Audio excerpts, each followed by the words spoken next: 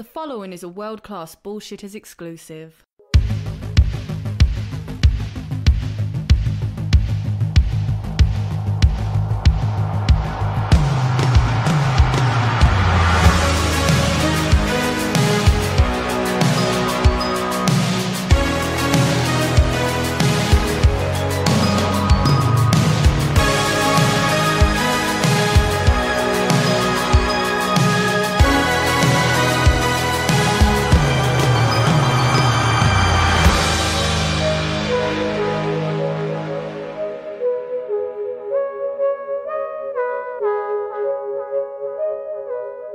Good morning, pop culture. We are live. It is Tuesday, December 4th, 2018. It's 7:50 a.m. and it's time to start Good Morning Pop Culture. So, the Captain Marvel trailer dropped, and we're going to be talking about that. I watched it a few times. I have some points I want to make about the trailer, about fan communities as a whole, and is about the way the film is already being reported on. You see, folks, the problem won't be the movie. The problem won't be the fans. The problem won't even be Brie Larson. It'll be media outlets looking to poke the bear, trying to become relevant, cool, and hip, and they're just ruining it for everybody. But this is Good Morning Pop Culture, and we have to wait till we hit 200 viewers. So while we wait for that, folks, good morning to everybody out there. We're also going to be talking about this PlayStation Classic and a couple other things that are out there to discuss in the world of entertainment, such as another item that proves that Star Wars isn't just for kids, or really even for kids anymore, because as the child-friendly merchandise rots because kids want other things, other toys, other devices, they go back to the well to cater to the old dudes and try to sell them really expensive things that are pretty cool, admittedly, but they're out of the price range for children and most new fans who won't even have a nostalgic attachment to said objects. So this is a stacked show, fully loaded, they would say at Q Branch, or stocked according to R. But then again, he doesn't pay him to think, he's paid to do what he's told. So I wanted to tell you guys that last night I attempted to do 2 game streams. Not because I was trying to just do game streams. I wanted to test out the devices I picked up. So I wanted to test out this new Elgato HD60. And it, for the most part, worked once I had the settings properly calibrated for the Switch. But for some reason, I couldn't get my audio to work. So I'm going to make sure that I get that taken care of by Friday, so we can have our super awesome ultimate day of fun. So basically, after Good Morning Pop Culture, there will be some Smash Brothers action on this channel. So be on the lookout for that. Yeah, a lot of people are really mad about this Captain Marvel trailer. Like I said, folks, as soon as we get to 200 views, we will start talking about it. Believe me. I've been thinking about it for the last, 12 hours, roughly? And, you know, I had a lot of thoughts about it. I took notes. That's what has changed in my life the most about this channel. Or from this channel, excuse me. Before, it's like, oh, I'd watch a trailer. I'm not watching that. I'm watching that. Now it's, okay, that was a trailer. Why or how do I feel about this? And it's, you know, it's relevant, it's important to have those feelings laid out so you guys can know how I feel and you guys can know why this channel feels the way it does. So, okay. This Streamlabs thing is already up? Huh. Let's see. Put in timeout. Sorry, folks. I tried to upgrade to Streamlabs yesterday, and I guess it didn't work. I don't know. I have all these things I'm trying to do to upgrade our channel to make it more fun for everyone out there, and I just couldn't get it done last night. Oh, man. So, Avengers 4 will suck. I don't know about that, man. We have to wait until tomorrow to find out about that. So, while we wait to hit our magical number to talk Captain Marvel, yesterday the PlayStation Classic dropped, and everybody's upset.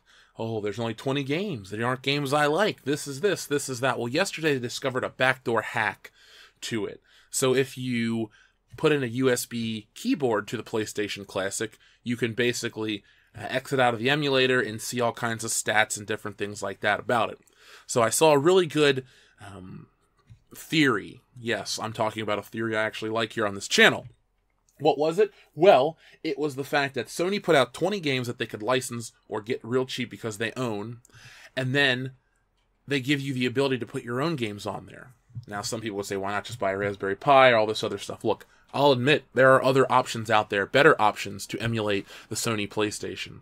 But it is fun to have a little PlayStation-shaped box and new controllers from Sony. So if you're on the fence, go to IGN, check out the information about the PlayStation Plus, or PlayStation Classic, excuse me. PlayStation Plus is a service, and we will, make up your own mind. That's all I can ever tell you on this channel is make up your own mind, do what you want to do.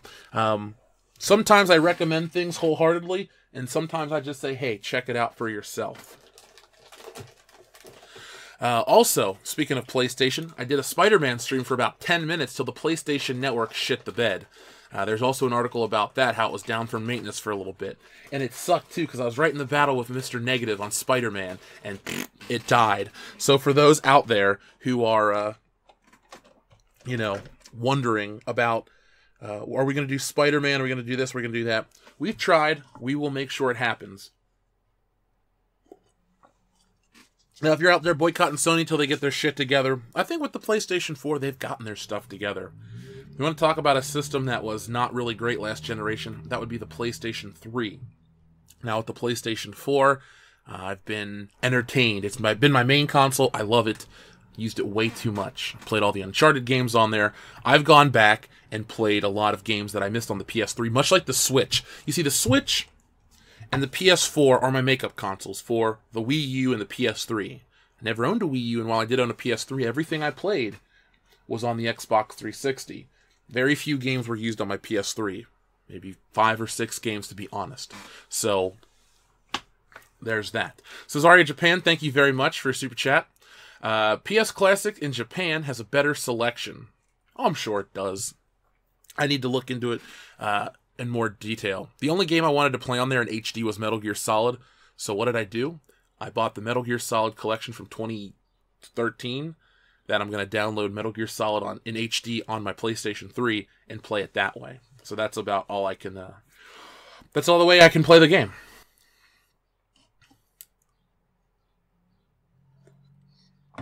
Believe me, folks, I'm anxious to get to this Captain Marvel talk too. We need 29 more people, and we can start the show as always.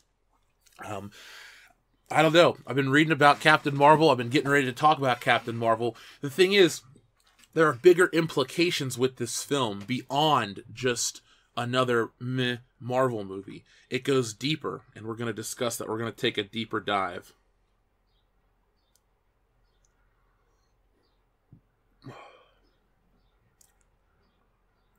Let's see. I don't have a reason why Sony shit the bed. Well, let's see. They outsold the Xbox. They have better exclusives.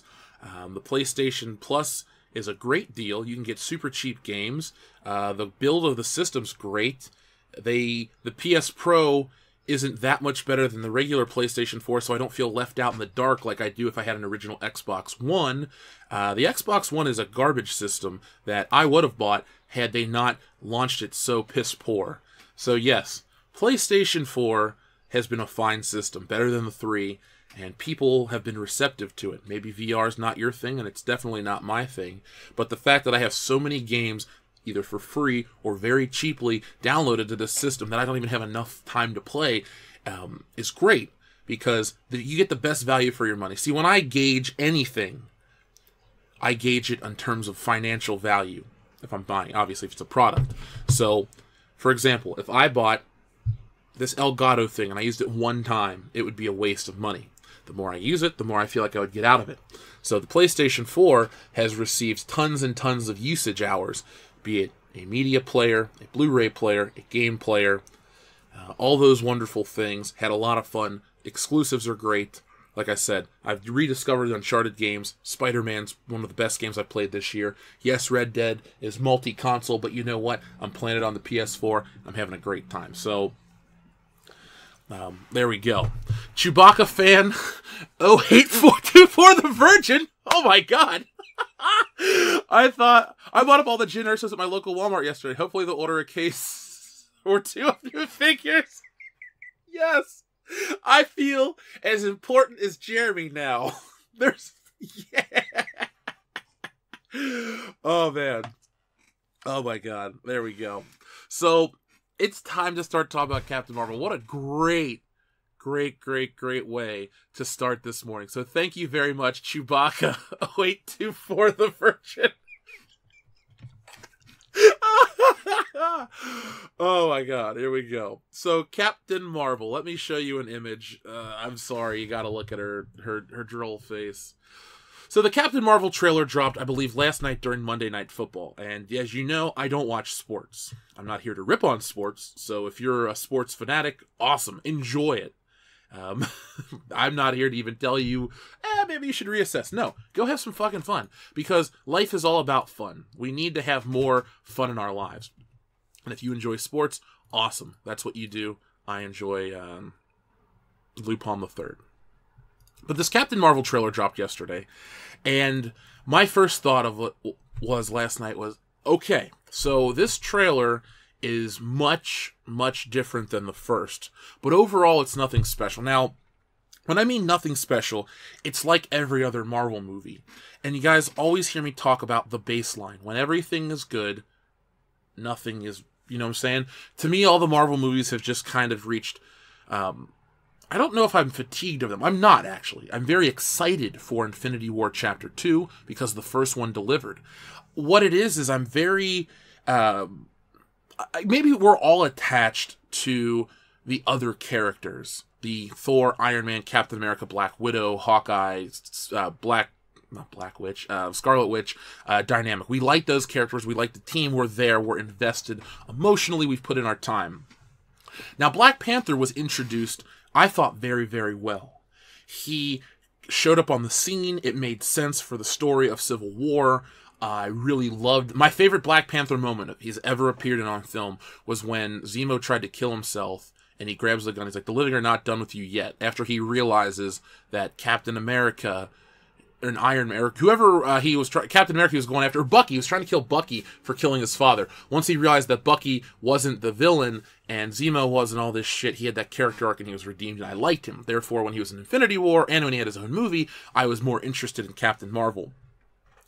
Captain Marvel, the trailer, like I said, was This is a review of the trailer, not the film itself, but I can talk about the possible implications moving forward with the Marvel Cinematic Universe.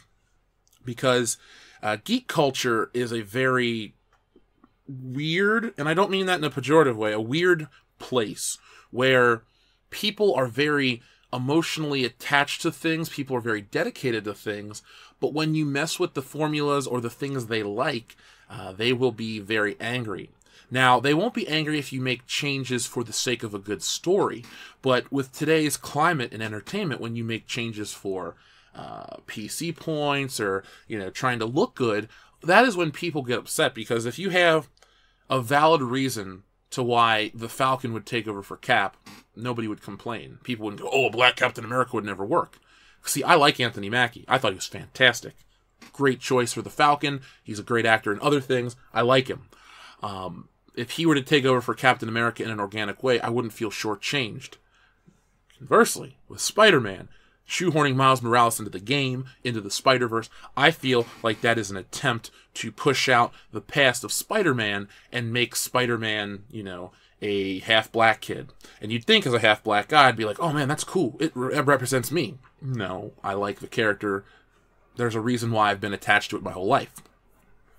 So when people have these criticisms about Captain Marvel, they're not really coming from a place of hatred or anger. They're coming from a place of, well, we've been here before. For example, with Star Wars, everybody has lived through the Star Wars craze. Everybody's lived through the Star Wars depression. We're living in it currently. And for every time you criticize a movie for its lack of merit, you get attacked, you're called a sexist, a racist, a misogynist, all these other things. We know where you go when you push a certain ideal in your geek culture entertainment. And that is why so many people are hesitant with Captain Marvel. Now, to get to the actual trailer and my thoughts. Have you noticed that there was a change in tone? There was a smile. There were jokes. It's becoming more Marvel-y. I believe at one point in time, this movie was going to be stern, serious, and different to try to appease the Huffington Post people of the world. And, well, the online trailer backlash, and I won't even say backlash, but Smilegate was a thing for about 5 minutes. Those things caught the attention of Marvel, because if this trailer has done anything for me, it's not make me more excited for the movie. I was going to go see it for the channel. I've seen every other Marvel movie in theaters. I do. It's something I do. Now, like Ant-Man, will I see it right away? No. I saw Ant-Man like a week and a half later. We never covered Ant-Man on this channel. I guess with Captain Marvel being the hot button issue it is, we'll have to talk about it live. So expect us to do a live review leaving the theater. But that's for March. But the reason there were so many changes in tone in this trailer were because there were reshoots of the film. So they began reshoots way back, well, not way back, but around the 20th of November, there was an article that said Captain Marvel's set photos reveal reshoots have begun. And I firmly believe that Captain Marvel was reshot, not the whole movie, nothing crazy like Justice League or anything like that, but I would put a good $1.50 down right now, and I do mean $1.50, not $150. Brie Larson's not worth that to me, but I would put that money down that a lot of the reshoots were seen in the trailer in terms of tone, because there's that shot with her and Samuel L. Jackson on the plane, which would eventually become the SHIELD, whatever it's called, the Quinjet. Yeah, that's that, right? No. Was Quinjet Justice League? No, let's call it the Quinjet for now. Whatever the Avengers fly around in. I believe that was a reshoot. If you notice the slight smile on her face, the joke, boom. I didn't think we were going to get that before. I also firmly believe the shot with her and Nick Fury in the car was reshot. Maybe not Samuel L. Jackson's parts, but her parts, because she's seen, you can have a stand-in for Samuel L. Jackson and use the original dialogue, ADR it in, do something. But I stand by the fact that they've gone and they've done these things to kind of avoid more fan criticism, because Marvel, if they have this nefarious plot to make her the lead of the MCU for no apparent reason besides, what the internet thinks they want, they don't want that to happen. That'll hurt the box office, that'll hurt Marvel, that'll hurt Avengers. You gotta understand, folks, Marvel, Disney owns all this shit. Star Wars is just existing. Marvel's where it's at. I mean, what, $15 billion in 10 years? That's incredible. No other franchise has done that in such a short amount of time. Hell, James Bond's been out for 56 years at this point in the box office, or the cinema, and hasn't made that kind of money, even if you adjust inflation and all that stuff. No Marvel movie has flopped yet. No Marvel movie has failed to expand the Avengers storyline, and they can't allow this one to be the first, because we're at the end. They need to have a flawless victory when it comes to the finish line for the trailer. Now, I also noticed that we're going to hear about her backstory and more along those lines. See, they kept it intentionally vague. They tried to make her stoic. They tried to have you hooked on the intrigue of the Captain Marvel trailer, of the Captain Marvel character. But I think they kind of shot themselves in the foot with that first trailer, because a lot of people are very angry about Captain Marvel existing. I personally am not. And remember, my opinion is the official opinion of the channel, not the other guys who appear. Sorry, guys. The movie existing's fine. The way it's going to be marketed is scary, because all of these movies, be it Ghostbusters, the way Star Wars is talked about in the public eye, all of these things, or Wonder Woman, are treated differently. You can't criticize a trailer, you can't criticize a movie without being called these terrible things. And you know what? I criticize a Captain Marvel trailer just like I criticize a Shazam trailer or an Aquaman trailer. Just because I critique it and am more impressed with something else doesn't mean I'm attacking her because she's a woman, and it doesn't mean I'm giving DC a pass because I liked Justice League and want the next thing to go. I was genuinely entertained by those other 2 trailers, and this trailer, not so much. Was it better than the first trailer? Oh yeah, if this trailer would have been the first one to come out, I would have thought, okay, that's fine. It looks a little like Guardians, it looks a little like Thor, blah, blah, blah, fine. You're going to get the jokes, the humor, this and that. Oh, it's a mystery. Who is she? All this crap. Fine. But because of the last, 2 or 3 months, whenever September was, ever since that first trailer dropped, there's been this bubbling concern, not by just me, but by everybody on both sides of the spectrum. Because you got people that want Captain Marvel to represent this bigger thing. Much like Wonder Woman, I think Marvel... Here's the weird part. Marvel's been super successful. The first time they're going to take a page out of the DC playbook is going to be with this film. Because say what you want about Wonder Woman, say what you want about the way it was talked about in the media, say the way you want to talk about it was talked about on websites and stuff like that. When it came to the film itself, it kept itself free of any of this SJW narrative. Wonder Woman surprised everybody, and that's why it made a bunch of money, on top of being an iconic, legendary character that has been around for almost 80 years, that has been loved by most people. I mean, even in my lifetime, Wonder Woman was awesome on the Justice League cartoon. You see, we now live in an era where before they threw the women and the men on the team and they just fought, She could take a punch, she could dish out a punch, fine. I didn't grow up in an era where we tried to separate, like, superhero characters, men from women. Rogue, Storm, Jean Grey, Jubilee, they were all on the team. They got in the fight. Some were more effective, like Rogue and Storm. Some sucked, like Jean Grey. And some were just there, like Jubilee, for, comedic effect. But they were always treated equally. I feel like geek culture has always treated the women equally. We always use Princess Leia as the example. Again, she was one of the 3 leads. She was cool. We all said when she passed away, and she's all a character we love and respect. There's a reason why Princess Leia figures get exclusives at Target and people buy them up in droves, because she's a well-loved, iconic character. It is now the stance of today to try to separate that. The her a hero thing. I get it. It's meant to be a funny play on words. But the more you differentiate and try to separate and elevate Captain Marvel from the other Marvel characters, well, Jeff, that's how they do all the characters when they get a movie or this or that. No, it's not. A lot of times, they're like, well, here is Doctor Strange, and learn about the history of Doctor Strange. And then it's like, well, this is going to lead into the Avengers. Cool. This one, it feels like we're going out of their way to appease people that aren't going to watch the movie in the first place. We've learned this from Star Wars. We've learned this from other movies. So, with Captain Marvel, that is why the big picture is so important. That is why people are so concerned. That is why people post the trailer, talk about it. It's not because they're angry. It's because of the way society has regressed. Entertainment society has regressed. We're supposed to be at this place where, cool. A woman's the leader of the X-Men. No big deal. A black guy's the leader of the X-Men. No big deal. The thing is, they try to make controversial changes with these characters. They try to make these life-altering or these ground-breaking changes to characters that it's not because of a color or race or a creed or a creed. What they do is they change established things that people love. I guarantee you, if you made Static Shock the wrong shade of black in the movie, people would complain. I guarantee you, if Black Panther was too light or something dumb like that, people would complain. People like the characters the way they are. They want the characters represented the way they are. They want the classic versions of said character.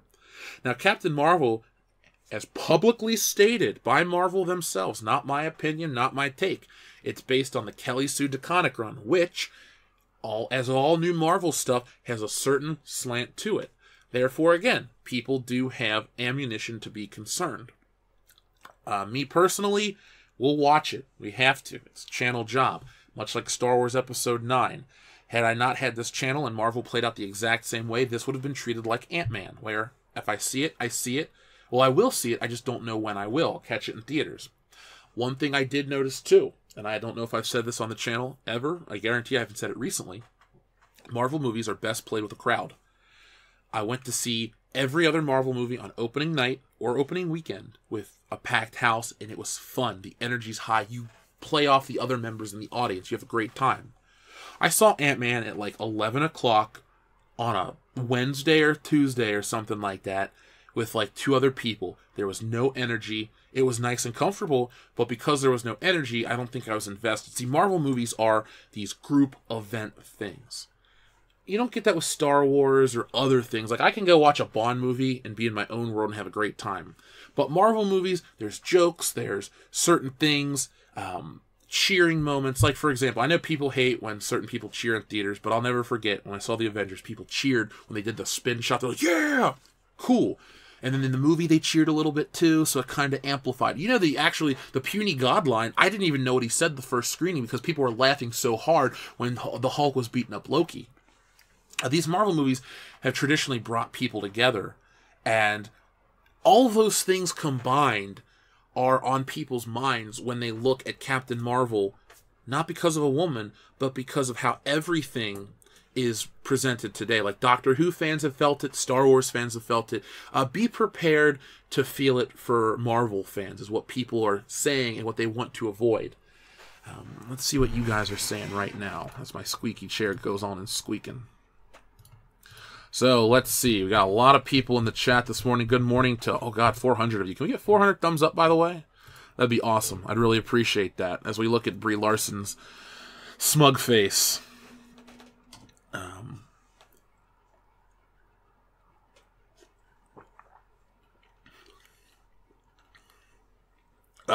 Okay, so it's really not a positive response that you guys are having about this movie, but I did see one that says, what's different about this movie from other things? It's not the movie. It's the way it's being treated in the media. That's the concern, because we live in an era where you can't, like, the perfect Marvel female character is the Black Widow. Scarlett Johansson is the highest paid actress in Hollywood. She's a big part of the team. She's very capable. She has a lot to do. She's respected by other members. She can kick ass. She's great. But she's part of the team. We're being told by Kevin Feige constantly, oh, this is going to be the future of Marvel. I don't want it to be the future of Marvel. There's so much time for more Iron Man and Captain America adventures and stuff like that. And in many ways, it feels undeserved. It's like Roman Reigns or John Cena in the WWE. Now, before you click away because you heard WWE, calm down. Those are 2 wrestlers that were given main event spots at WrestleMania, title runs, all these things, merchandising deals, sponsorships, and the crowd booed them. Why? Because they were put in the spot they are because Vince McMahon wanted it. They didn't naturally get there for the most part, especially with Roman Reigns. He just kind of one day won the title, and boom, he's your main event star. It was too late or too early for these guys. It was undeserved. You look at somebody like CM Punk or The Rock or Stone Cold or these other characters who built themselves up as wrestlers, not in the storyline, but with the fans. And I know a lot of people think, well, wrestling's fake. It is fake. It's scripted. It's, predetermined. All that stuff is real about it.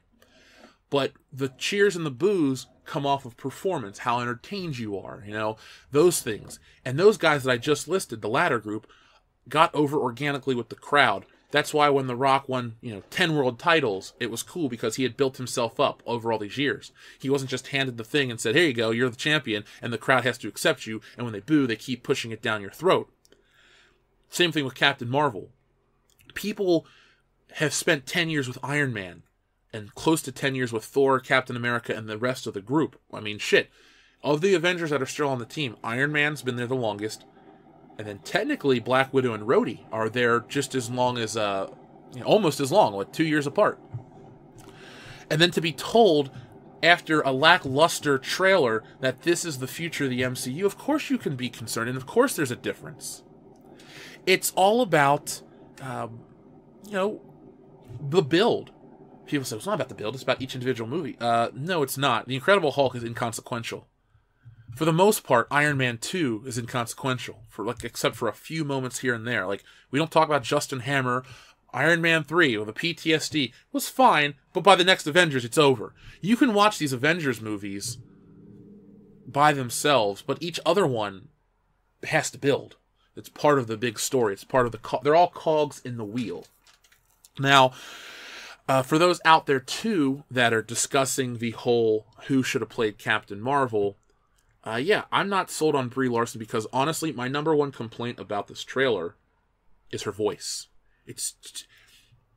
I don't know. People say, well, it's like Bane's voice. I don't think Tom Hardy's Bane's voice fits the movie or Bane himself. Bane is supposed to be, born in a Mexican prison and raised in this and that. For every criticism I can levy at Captain Marvel, I can put it out there for any other superhero film. It's not about picking on this movie. It's literally holding it to the same standard. It's all about making sure I treat this one the way the next one is treated. Salvador, thank you very much. A cool theory I had where, while still undeserved, she gets the killing stroke on Thanos. But right before she does, she morphs into a Super Skrull and says the rest of the invasion has begun. Okay, well, fuck, I would really like that. But do you think they'd pull the trigger on that? Because, Salvador, let's hear this. Okay, so I love the idea of a big Skrull or a big thing being the twist and she's never been whatever. I'd lose it. I'd be like, yeah! Because if the next story arc is the invasion, or not invasion, yeah. It's not called Invasion, is it? I guess it is the Invasion. Sorry, I'm thinking the WWF. I read the book. I even wrote a college paper on how it's comparable to or comparable to the Red Scare of the 1950s and the McCarthy hearings and all that stuff way back in college. It was a fun time. But I wrote that paper. If she is a Skrull, I'll be surprised. The only thing I would say is we'll spend a whole movie trying to figure out who Captain Marvel is. A whole movie trying to figure out why she lost her memories, this, that, and the other. Now, personally, I'd love if, you lost my memories, why? Because, Captain Marvel's really dead and you're just a Skrull in her identity. Mind blown. They would do that shit in the comics. I don't think they would do that in the movies based on what this movie is meant to represent in the big picture. But I do love the idea. And that another thing, too. If she beats Thanos, really? The new guy? Well, new chick. Really, her? I think it was cool when Thor almost beat him. I would have liked when Iron Man would have beat him. It's all about characters and our attachment to them. And if this is a send-off for the next event,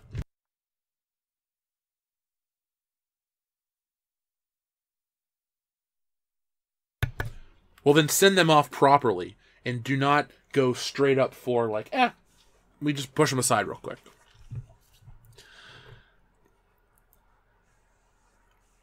Logan Michael, thank you very much.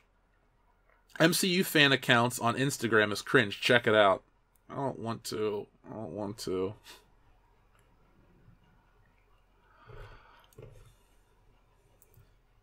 Oh, Jesus, Streamlabs.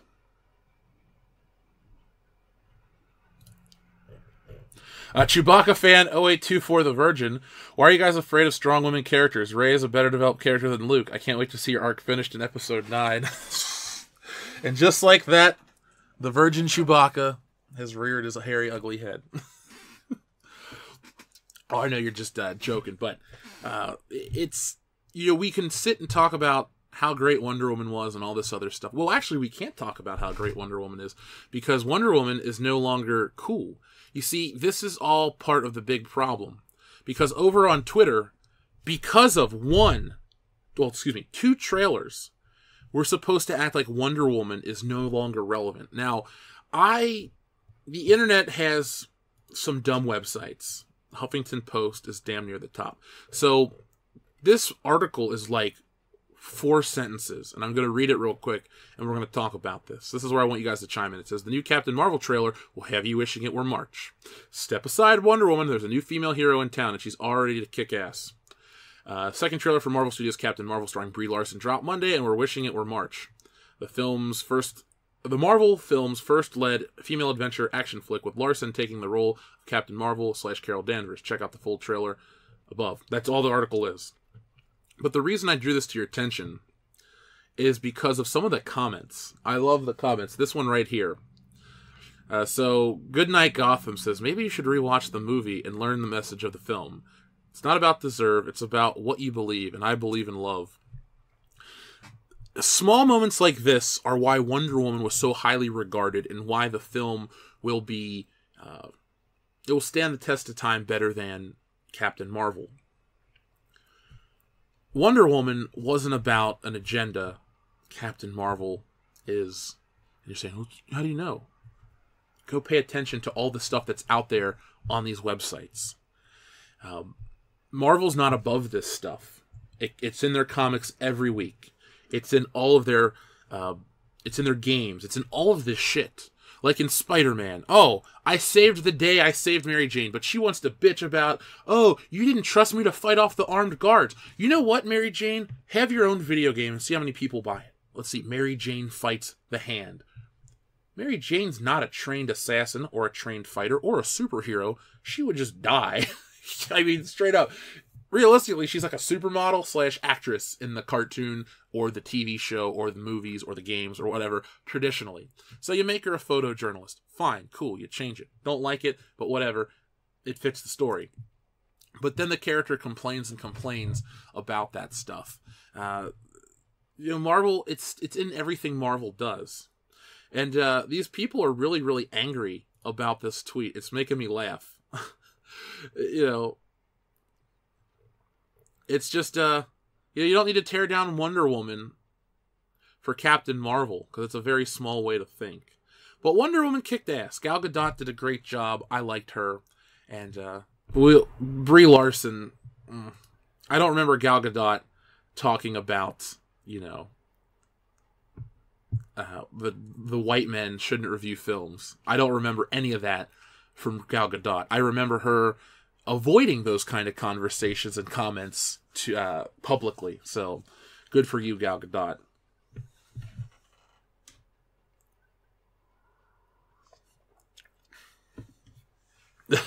So, we'll see where this is. Now, back to the Skrull talk for a minute. Let's get some comments in. I saw somebody say a Skrull.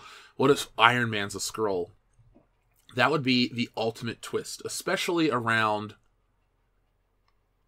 Okay, so if Iron Man is a Skrull, the only way... Oh, okay. The only way it would work is if he became a Skrull in Avengers, when he went through the portal and was replaced with a Skrull. Because after Avengers, everything he does... Well, no, it wouldn't work because of the PTSD. Why would a Skrull have PTSD? That movie would become inconsequential for a future plot twist. I would like to see Iron Man as a Skrull. That'd be kind of cool. But I think at this point, if you listen to some of the dialogue he says in Infinity War, I think he's above being a Skrull. Like, oh, I'm not coming back, this, that, and the other. Unless his mission is, we were gonna, the Skrulls want Earth instead of Thanos snapping it out. Maybe. Who could be a Skrull? Not Bucky, nobody with Captain America. I don't foresee Captain America or any of the crew. What if Captain America's a Skrull because he has a beard? Something dumb like that. That's all I can say. That would be my twist. DC and Marvel have crossed over multiple times. Now, not on film, obviously. But if they tried to cross over on film, it would be messy. Why do I say that? Well, it would be Warner Brothers and Marvel and possibly Sony. How do you split rights? How do you do this? How do you do that? Who markets it? Who pays for it? It gets really murky and messy. So we'll never ever see that on film unless Disney buys it all, which please do not buy it all. Please do not buy it all.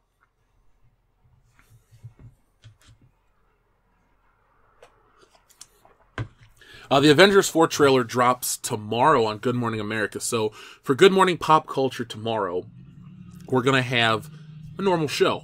I'm going to have Good Morning America on in the background. And when that trailer drops, I'm going to stop what I'm doing, watch it, and then we're going to have a live reaction on air. So be prepared for that. I hope it's great. I want it to be great. It is, to me, the finale of Marvel. I honestly could stop going. If there's a sense of completion with Avengers Infinity War Chapter 2 or whatever it's called, Avengers 4, if there's a sense of completion, I may stop with the movies. The Pui, thank you very much. Good morning, Jeff, and thank you. Well, thank you, The Pui, for joining us every day here on Good Morning Pop Culture, and thank you for the compliment.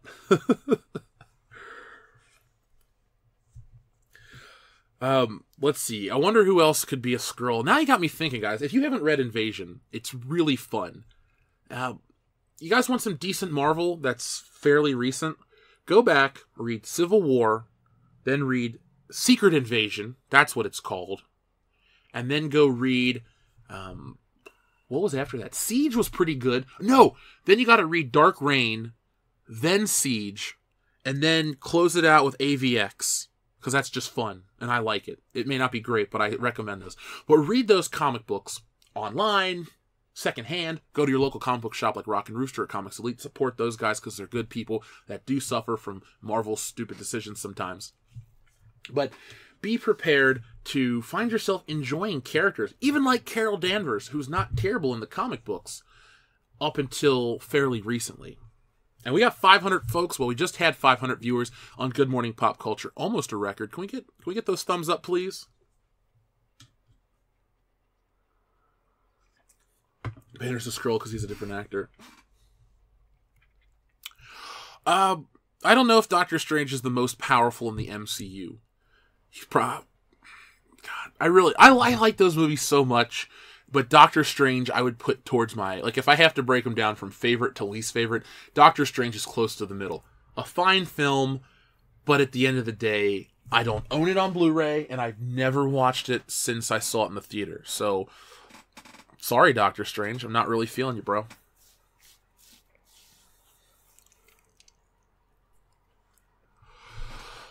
So, Captain Marvel, what else do I want to say about the trailer? I want to hear what you guys think. I'm hearing a lot of the same stuff, but I really want to hear more about your thoughts on the trailer. Again, from a trailer standpoint, visually it's fine. I saw somebody freak out in the comments section. Oh my god, when she flies, it's the greatest Marvel moment ever. It looked fine, but it honestly looked like Iron Man fighting off the Chitauri in the first Avengers film. Maybe we're spoiled and they can't really out-spectacle these anymore. You have to have like a big moment with a lot of gravitas, like Thanos winning. That caught a lot of people off guard.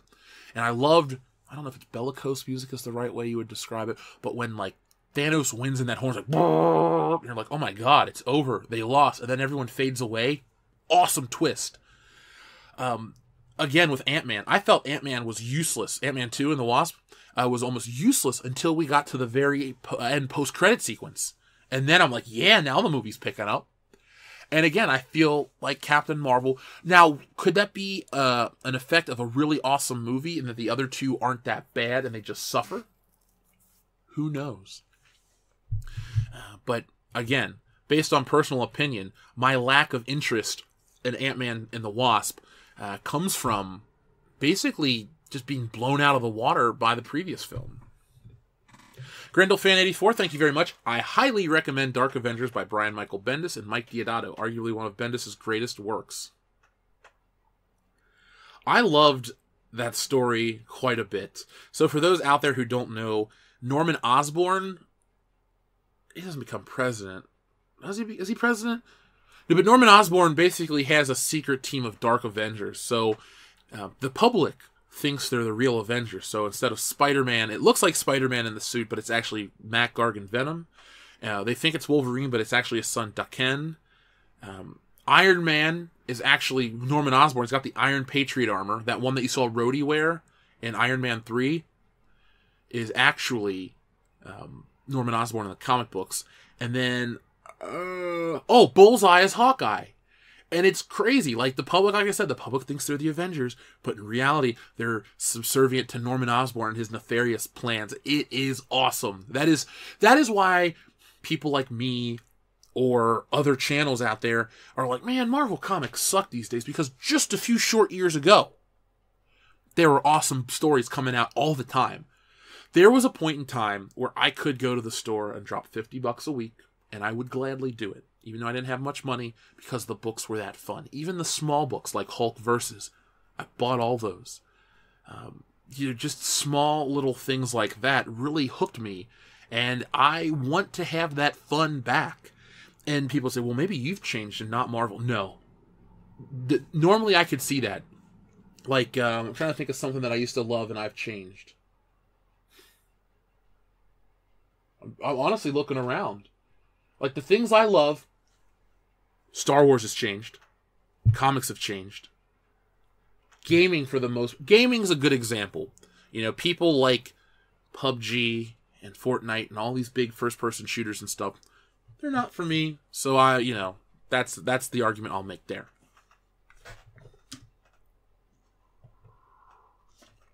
Super Saiyan ripoff, Jesus.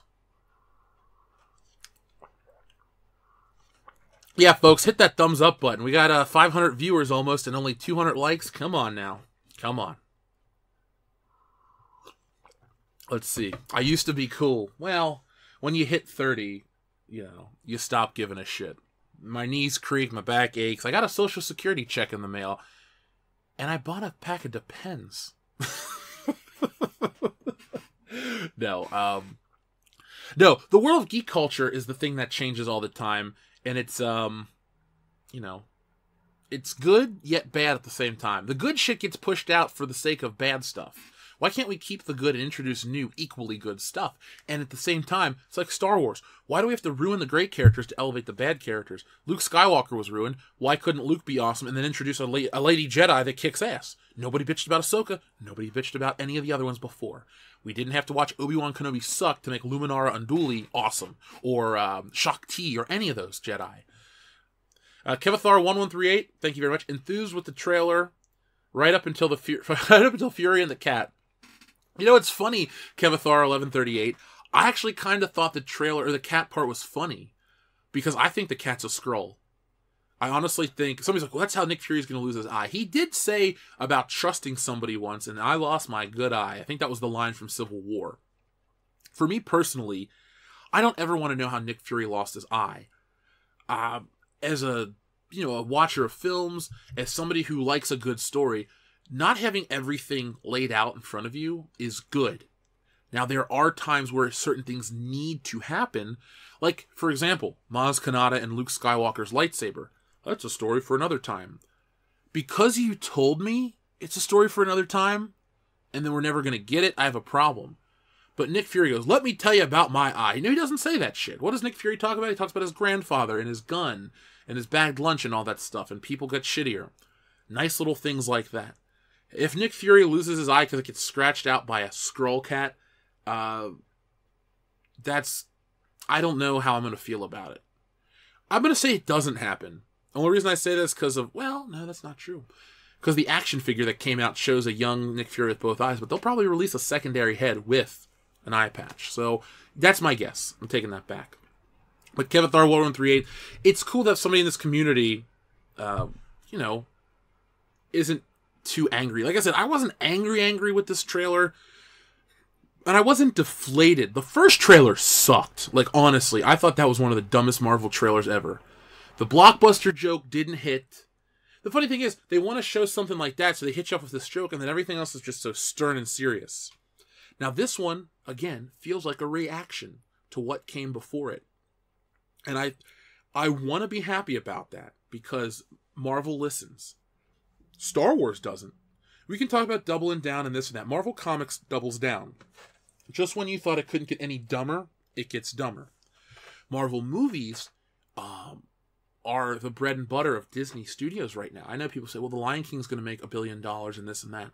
They're going to make money. But how many little kids want Lion King figures? They're not that cool. I remember they had them back in the 90s. Didn't really want it. But everybody wants a Spider-Man figure. Everybody likes Iron Man. Those characters lend themselves to marketing. That's one thing that Stan Lee was not really credited for. Well, not really credited for, but mentioned when he passed away. Everyone's like, he created Spider-Man, he did this, he did that. Razor Fist had a fantastic video about it, and he made an excellent point that Stan Lee was one of the first people out there that saw the licensing possibilities of the characters they owned. There were Superman merchandise in the 40s. Obviously, there's like a Superman playsuit and like a doll, maybe. But there weren't really like action figures regularly or readily available for like Batman up until the Migos. I don't even think there was a Batman 66 doll. Like at the time, there wasn't an Atom. There may have been like a plastic figurine or trading cards or little metal people, but there wasn't an actual movable, posable figure. Marvel had those little bitty figurines that were just like a solid colored plastic fairly early on. They had stickers. They had these inflatable pillows with comic book panels. The reason I'm telling you this, though, is that these Marvel movies lend themselves to massive amounts of merchandise if they shit the bed and they turn people off. Like our friend American Trent 007, great dude, listens to the show every day. loves the Marvel movies, buys every single Marvel Legends, Marvel Studios edition, paid full price, had to have them, was invested. If you turn somebody like that off, even though Trent may have spent $200 on action figures, there are other people out there that feel the same way. And believe me, as somebody who used to collect stuff regularly, you can do something as a company to turn me off, and I go, this collection's not really worth completing anymore. Honestly, it's very easy. They don't want to really cut that revenue stream out because maybe that's more lucrative than just the box office. We see the box office, $2 billion, that's great. What percentage went to studios? What percentage went to theater chains? You got to take in the budget, this, that, and the other. The actors pay. I mean, Robert Downey Jr. gets, 10% of what these movies make? Or 5% or something. And rightfully so. He made a deal. He worked his ass off. Good for him. I don't get pissed off if Robert Downey Jr. makes more money than the entire state of Mississippi off one movie. Good for him. Thunder Robots, thank you very, very much. Infinity War left Iron Man in position to be replaced by the Skrulls. Oh, because he's on Titan? Yeah, I've always wondered how he's going to get off Titan. That's one of my...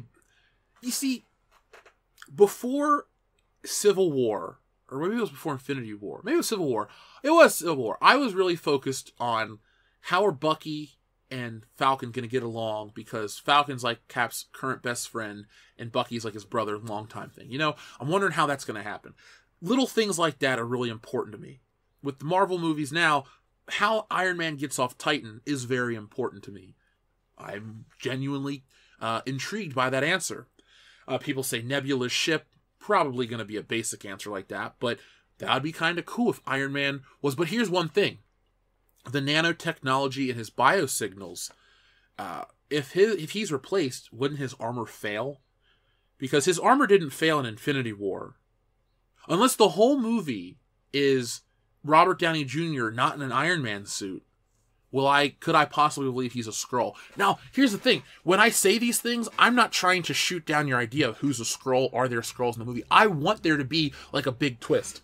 Because, like I said yesterday, the show is awesome. I love doing it. But before the show, one of the happiest things for me would be going to see these Marvel movies. Big theater, big group of people, lots of fun.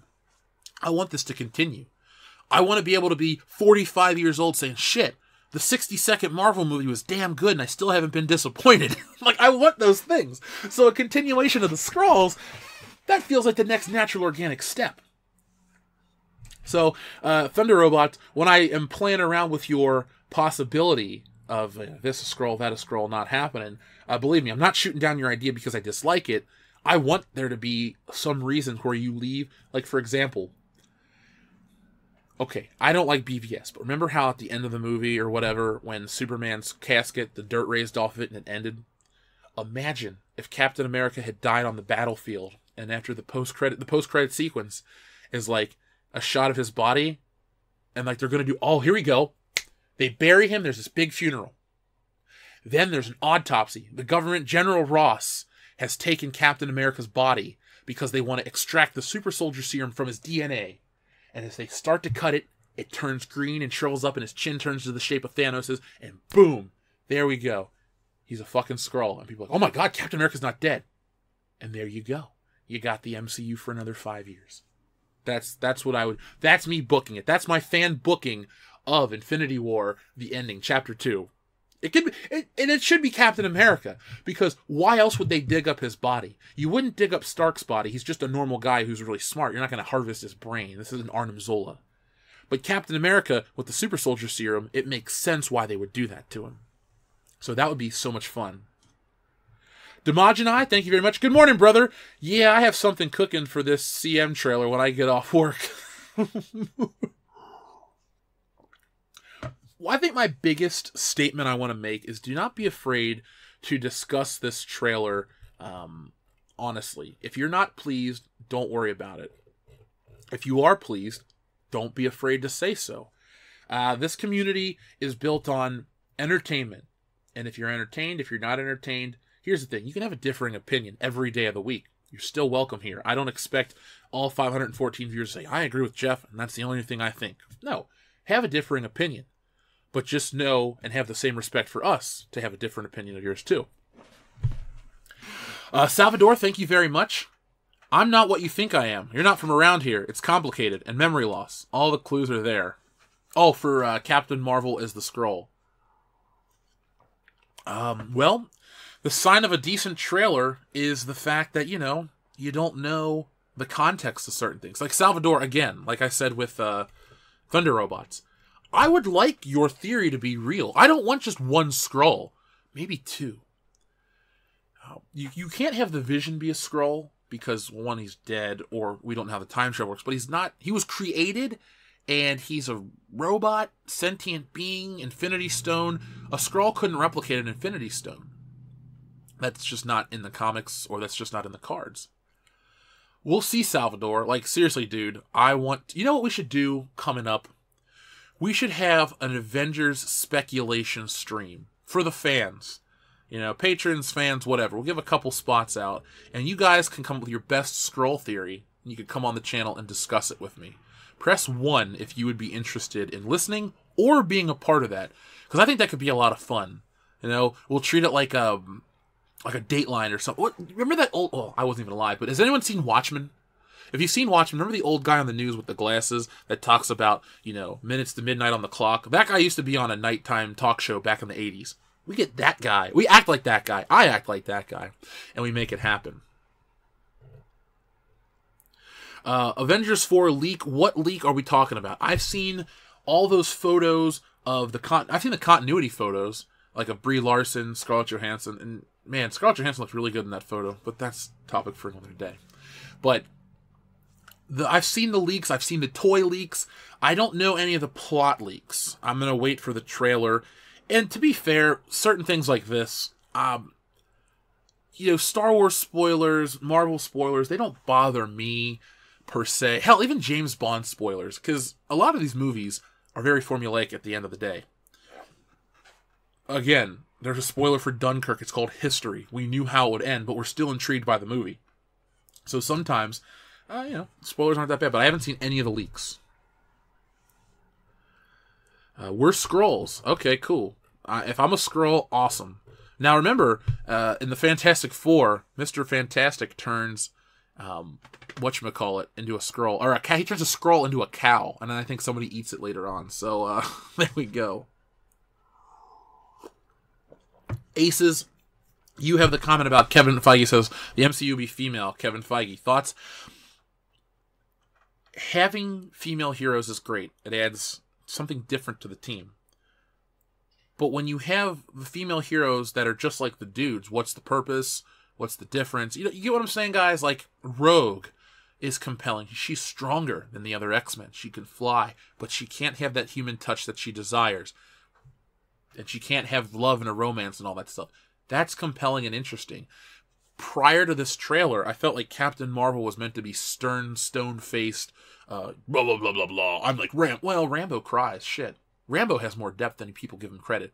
Stallone is a lot smarter than people give him credit for. I'll give him the credit, but we're not talking about Stallone right now. Sorry. Schwarzenegger in... I like... Schwarzenegger in Red Heat. Just generic stone-faced hero. No emotion whatsoever. No depth. That is why I think people were concerned, too, with her. There you go. Grendelfan84, thank you very much. It still doesn't help that Brie Larson is showing as much emotional range as the Terminator. Or in this case, the LGBT 1000. That might be our finest moment on the channel, the LGBT 1000. I don't know if I told you guys this, but when that episode went live, I listened to the opening about 20 times. I just loved it so much. How we had the Terminator music and then this and that. Fun show. That's what my favorite part about this channel is the fun with everybody here. My friends, you guys, I love it. But again, these are all valid concerns, and I want to just push that out there. Do not feel intimidated to voice your concerns. Okay, so we got some 1s for the scroll thing. Mostly 1s. We got an 8, so Kendo wants it 10 times more than everybody because my math is great off the top of my head. Liquor Jim, thank you very much. Favorite part of the Captain Marvel trailer 2 was her scolding and talking down to Fury. That'll really dispel the disappointed stepmom perception. I'm just waiting for someone to say, oh, she's talking down to the black guy, blah, blah, blah. Because last time was Nick Fury has more words than her. Samuel L. Jackson's one of the biggest stars of all time. Brie Larson, no. Not even in a discussion. We can talk about failed actors that used to be bigger. Like Mickey Rourke. It's a bigger deal, or at least at one point was, than Brie Larson has been yet. Now, if she blows me away, let me put this out there to be honest, too. If this movie blows me away, and it's great, and I love it, okay, fine. Like I said, with this channel, with everything I present to you fine people out there, I'm not afraid to tell honestly how I feel about it. It's just how it's going to be. So be prepared for an honest assessment of the film, no matter what. If I'm blown away, like, that was great, well, you're going to have to hear about it. If it sucks ass, you're going to hear about it equally too. So, Liquor Jim, there's just something unlikable about her. It's weird though too, because her voice is so high-pitched and whatever, but her face is like, her voice says, but her expression says, gruff. Like I'm waiting for her to chew on a cigar or something. She loves it when a plan comes together.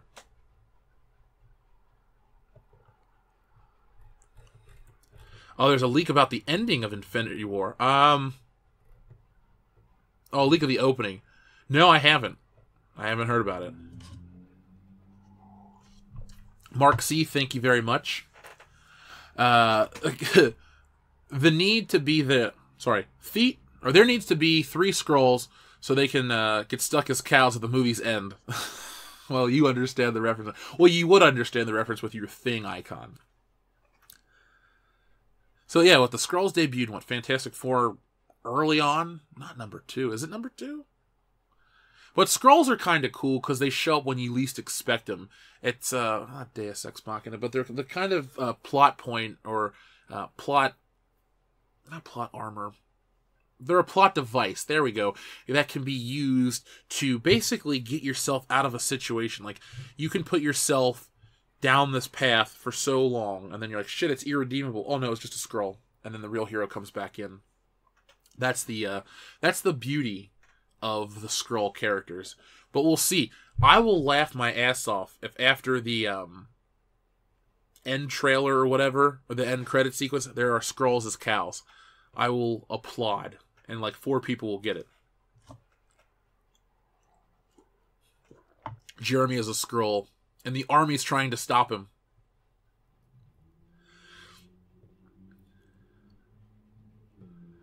Okay, so, Corin Horn, thank you very much. This is most likely going to be the first MCU movie to lose money. Ooh, okay, that's an interesting comment. So let's, first off, let's talk about that. What if? Let's play the what if game. What if this is the first movie to lose money? I don't think Marvel will be hurt that much. Let's look at it. Their risks are very calculated.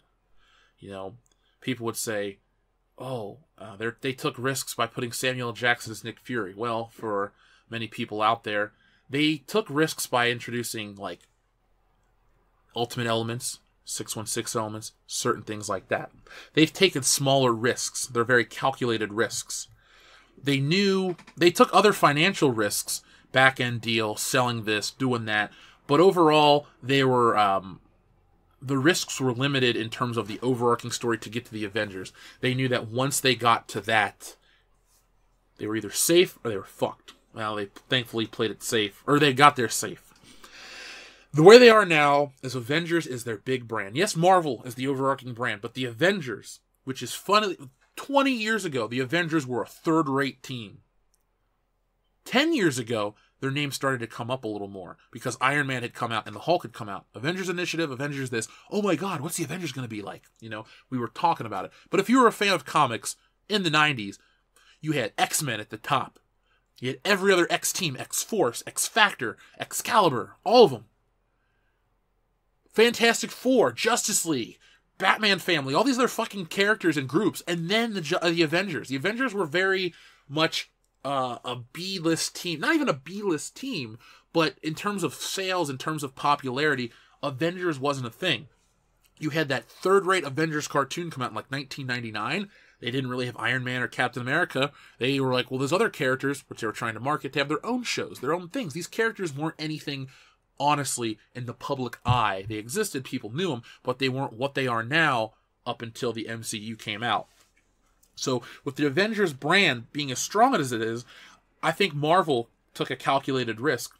They could either bet on how people, you could say, well, we're banking on sexists not coming out to see the movie. Well, what about the people that are just unhappy? My point is, Captain Marvel can flop, but Avengers will make its money. Now, if Captain Marvel is offensively bad, and the people, we could have another Solo situation, not in the terms of it would be a flop, but we could see a hit at the box office, more like a Last Jedi situation. Let me rephrase that. Force Awakens made $2 billion. Infinity War made that much money. But The Last Jedi lost $750 million in comparison, be it through bad word of mouth, or the reaction, this, that, and the other, how people were treated. If Marvel gets on this bashing bandwagon, and they start going after listeners, if they start, or not listeners, viewers and readers and all these things like they do straight up at the comic books, the publishing brand of Marvel, the publishing arm, they're going to see a hit. If Captain Marvel comes out, it doesn't deliver, but Marvel stays quiet about the fans, and they go and Brie Larson too, because if she runs her mouth, she can turn a lot of people off because she's a big part of Infinity War. And we got to see the trailer, we got to see the poster, we got to see how prominently she's going to be placed. Because, be honest with yourselves, the Avengers, Disney, or Marvel as a whole is really just Robert Downey Jr., and everyone else is kind of riding on his back. The dude's got charisma for days. Even I'm a little envious of the charisma he's got. Even The Rock can't really match Robert Downey Jr. on his best day. Let's be honest. He gets it. He knows how to play the game. And on top of that, he's a fantastic actor. We have to see where, she plays into this and all this other stuff. If she's very intertwined in the Avengers Part 4, if she is really the crux of this whole movie, and she underdelivers in her own film, expect Avengers to be hurt. But if she's getting her own film, and then it's and realistically it's all about Iron Man and the rest of the crew and their sign-off, then people are going to go see the movie, and it's going to be, fine, and it's not going to get hurt. But if it loses money, Disney won't really give a shit. They're going to have Avengers like 60 days later, and that is what they care about. That is their end game. This movie could disappear from existence, and Disney's still going to make a bunch of money off their Marvel properties.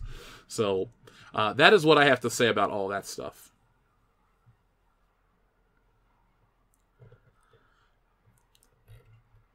A Slayer named Buffy, thank you very much. I can't take Bree's man-hating stare any longer. I have to scamper away. Look forward to High Council. The cat gag is all weak male sidekicks. Oh, okay. Well, I know I'm tired of looking at her too. Since enough people ask, there we go. We'll take it off. I hope you guys are happy. That's all I can say. Let's see. Kurt Russell should have been Nick Fury, says Mark C in a super chat. Thank you very much. Well, here's the thing about Nick Fury. I think a lot of people don't understand. And I'm not attacking you, Mark C. You understand this. And yes, Kurt Russell should have been Nick Fury. You talk about gravity. Here's the thing, though. Kurt Russell, Samuel L. Jackson, same level of actor. A-list at one point in their career. Samuel L. Jackson's technically the highest grossing actor of all time because they do this article. It used to be Harrison Ford, but it's now Samuel L. Jackson. Based on the movies he's appeared in, one, he's been in like 50,000 movies. On top of that, now he's in these Marvel movies that make billions of dollars. He can't be matched in terms of his box office, what is attached to Samuel L. Jackson. But just to put this out there, they didn't make Nick Fury black for the movies. Nick Fury in the Ultimate comic books was based off Samuel L. Jackson. They didn't ask him. They said, if we ever make a movie, we'll put you in it. So he agreed, and that's why when they adapted the movies, they picked Ultimate Nick Fury. One, it's Samuel L. Jackson, and two, it's in the comic books. So that's why no one ever really complains about Samuel L. Jackson as Nick Fury. It's not like they made him black and gave him an eye patch for movie's sake, like when Batman wore all black leather or something like that for the movie to make it look cool on film. It was an established thing. For example, Iron Man is adapted from this Adi Granoff Iron Man Extremis. His design looks just like that. So they just pick and choose what they adapt. And Kurt Russell would have been awesome, but then again, we did get Kurt Russell as Star-Lord's dad, and he was awesome. And that moment where Star-Lord realizes that, what's his name? Ego gave his mom cancer. Oh my god. As somebody that loves their mom, I was just like, what? That's why I like Guardians too. People like one for the cutesiness and this and that and the fucking dancing. I'm not all grimdark, but I do enjoy the level of seriousness, the weight of Guardians of the Galaxy 2. Way more. I don't really need to watch 1 ever again. It's a fine movie. It's good. It's fun. I'm glad it exists. I'm glad I've seen it 2 or 3 times. But man, 2 is a lot stronger of a film. And I think that's what a Captain Marvel needs, or a Doctor Strange sequel or something like that. You need a big emotional gut punch, like Yondu. Holy shit, that part was awesome. When the, was it the Reavers or whatever, gave him the fireworks send-off and all these things. I was really, really happy with that. I want more of that. I just want to be entertained. That's all I can say. Pagan God X, thank you very much. This isn't an MCU movie, it's a documentary. All SJWs are secretly Skrulls. Somehow Marvel has managed to warn us. But Brie Larson? Really, bro? Really? Blah. I guess they're going by who's available, who wants to be in the movie, who is of a certain Oscar caliber, or who's cheap. I don't know what Brie Larson's price tag is. I'll tell you this, when we make our movies, Brie Larson will not be tapped to play, I don't know, anybody. But, look, she's not the world's worst actress. I liked Kong Skull Island. I love 21 Jump Street. I mean, when you say, oh, Brie Larson, I go, oh, 21 Jump Street, she's so fun in that movie. But then you hear about the real person. It's like the Wizard of Oz. You know, you see the big, great, and powerful Oz face, but then you move the curtain back, and it's just a little old, weak man. And you're disappointed, you're deflated, you have a different opinion or a different perspective of that. So that is how I feel about Brie Larson as Captain Marvel. I had one perception of her, and the more you learn about the real Brie Larson, it's kind of disappointing. But I don't know why they chose her. We don't know. We'll have to find out. This is all discussion about the trailer, what ifs, hypotheticals, where Marvel's going as a brand. Is it down the toilet? Find out in 4 months, in a couple days? But I don't think they're going to have a repeat of Black Panther. Black Panther has a few advantages. First off, they did play up the whole February thing. Secondly, the character has existed since the 1960s. So what? He's about 50 years old at this point.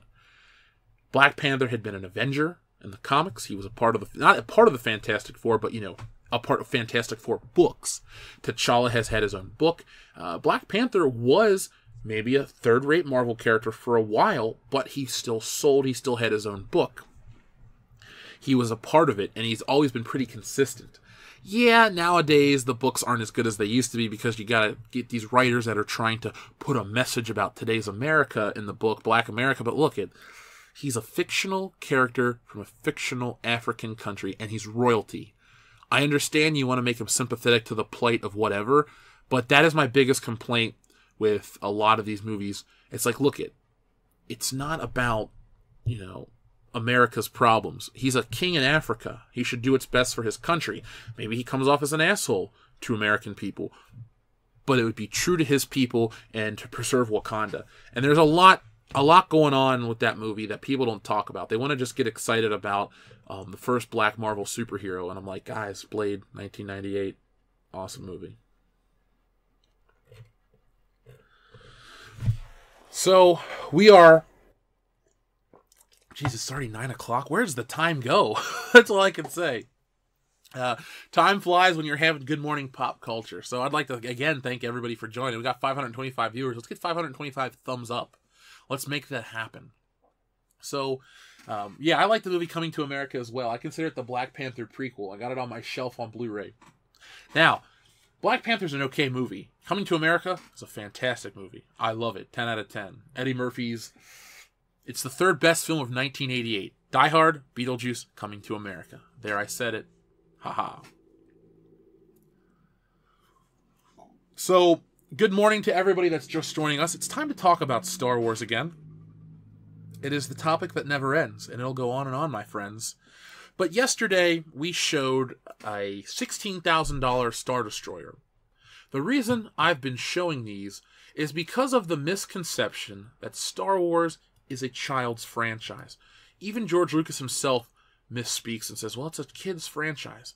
Star Wars isn't a kid's franchise. It started out as a franchise for everybody that was marketed to children, and now they market it to adults. but you want to act like it's straight up for kids. So today, I have another piece of merchandise for all of you out there to check out. That is, it's too expensive for kids, plus I don't know why a child would want this. I don't even know why... I guess I should lump Super Disney Hardcore Defenders with the kids, because they don't really like Star Wars because it's Star Wars. They like it because it's popular and they want to get in on the internet drama. But look at this right here. This Empire Strikes Back crew coat. Now, it's a nice coat. It's made by Columbia. It's going to carry a premium price. Maybe some Fairweather fan could find it appealing because it looks good. But I doubt that you'd be willing to pay the $500 price tag for it. So I show this to you not to talk about, oh, it's a terribly expensive coat. No, I get it. Shit's expensive. It represents something bigger with Star Wars. For every time Disney and these writers on Twitter and all these people say it's not for you, it's for kids, it's for this or that, and they use that as an excuse to not put effort in, or, oh, kill the past. Let the past die, kill if you have to shit. It's shit like this that goes to show you that while they'll tell you one thing, they will want to sell you, the fans, the adult collectors, that small, angry, toxic minority. They want your money the most. They need it the most. So remember, folks, when it comes to Star Wars, you hold all the power. The power of the Force is insignificant next to the power of the consumer dollar. So speak with your wallets. If you like this coat, cool. But let's be honest. Outside of being nostalgic for The Empire Strikes Back, what does a $500 Columbia jacket with a Star Wars patch really do for you? For me, nothing. It's cool. I don't live in a climate where I would need a parka, and I already own one, a Nautica one. Kind of cool. Too big for me. So if you're like superfan Adam Shawhan and you've met me, I'm a very large person. Very tall, giant dude. This coat that I own is too big for me. So imagine that coat. But I digress. Mark C., thank you very much. Black Panther has been super cool since the first George Perez Avengers run. So what is that? 1970 something, right? Because Perez was really a heavy hitter at Marvel or DC in the 80s with Teen Titans and Wonder Woman and all those books. Crisis on Infinite Earths. That's why when I talk about Black Panther as a character, I do have respect for what Jack Kirby and Stan Lee created in, 1968. I don't really know the exact date. I don't know the issue number. I have respect for him. He's all right. I own 2 Black Panther action figures. That's about as far as my interest in the character goes. Jeff, you own Black Panther toys? Yeah. I got a Civil War figure because when they came out, they were super expensive on the secondary market. So I picked one up at a half-price bookstore for $6. And then I bought the comic book version because I'm working on an Avengers setup for when I move in my office. I want all the Avengers comic book form.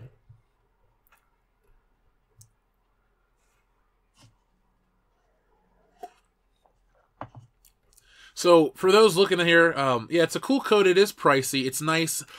But do you get what I'm saying? Like, I'll just say it one more time so it makes sense why you're like, why am I looking at a coat on a morning show?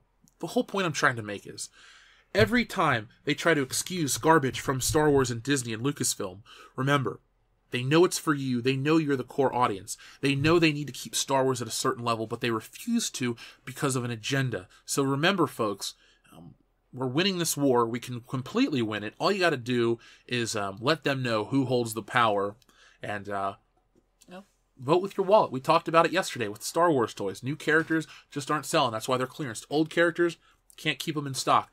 Has anyone seen the new Bespin Han Solo Black Series in the store? I haven't. People bought it up.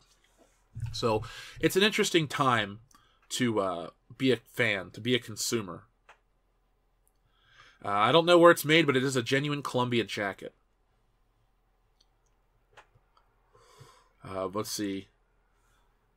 Some items on the Star Wars on the Disney website cost over $1,000. Yes, they do. I guess Disney should say, well, Star Wars is for the kid in all of us. Well, remember though, it may be for the kid in all of us, but we do expect a certain level of quality. For example, when I was 3 or 4, I loved Inspector Gadget. They have a high-end Inspector Gadget coming out. Maybe it'll make me feel happy to own it, but I expect the same level of quality as all other high-end action figures. So you see where the balance is? If you're going to charge a premium, offer a premium product. Kendo, we can make parkas if you want. I know a guy. Nick, he knows everybody. So, let's see what else we want to talk about at Good Morning Pop Culture. Press 1 if anyone's excited for Smash Brothers. Personally, I am. I know we're not a gaming channel. We're not switching gears. After I get off today's show, I'm going to work on my Star Wars single release video that I've been dying to make.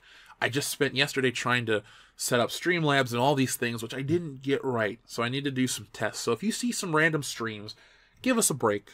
Actually, do us a favor. Check it out. I've been... So, I got a couple cool things lined up. I want to tell you about them, but I'm going to make you wait. We'll put it like that. I'll let you guys find them out by surprise. I got some fun things. I'm trying to figure out... Man, no, I'm not... Kendo, I'll tell you in person. You're my buddy. So, movies that won't come out today. You know what, Kenny Powers? I know sometimes you're a little sassy in the chat. I love to have you. You know why? Because you give me good ideas. I'm going to do... Let's see...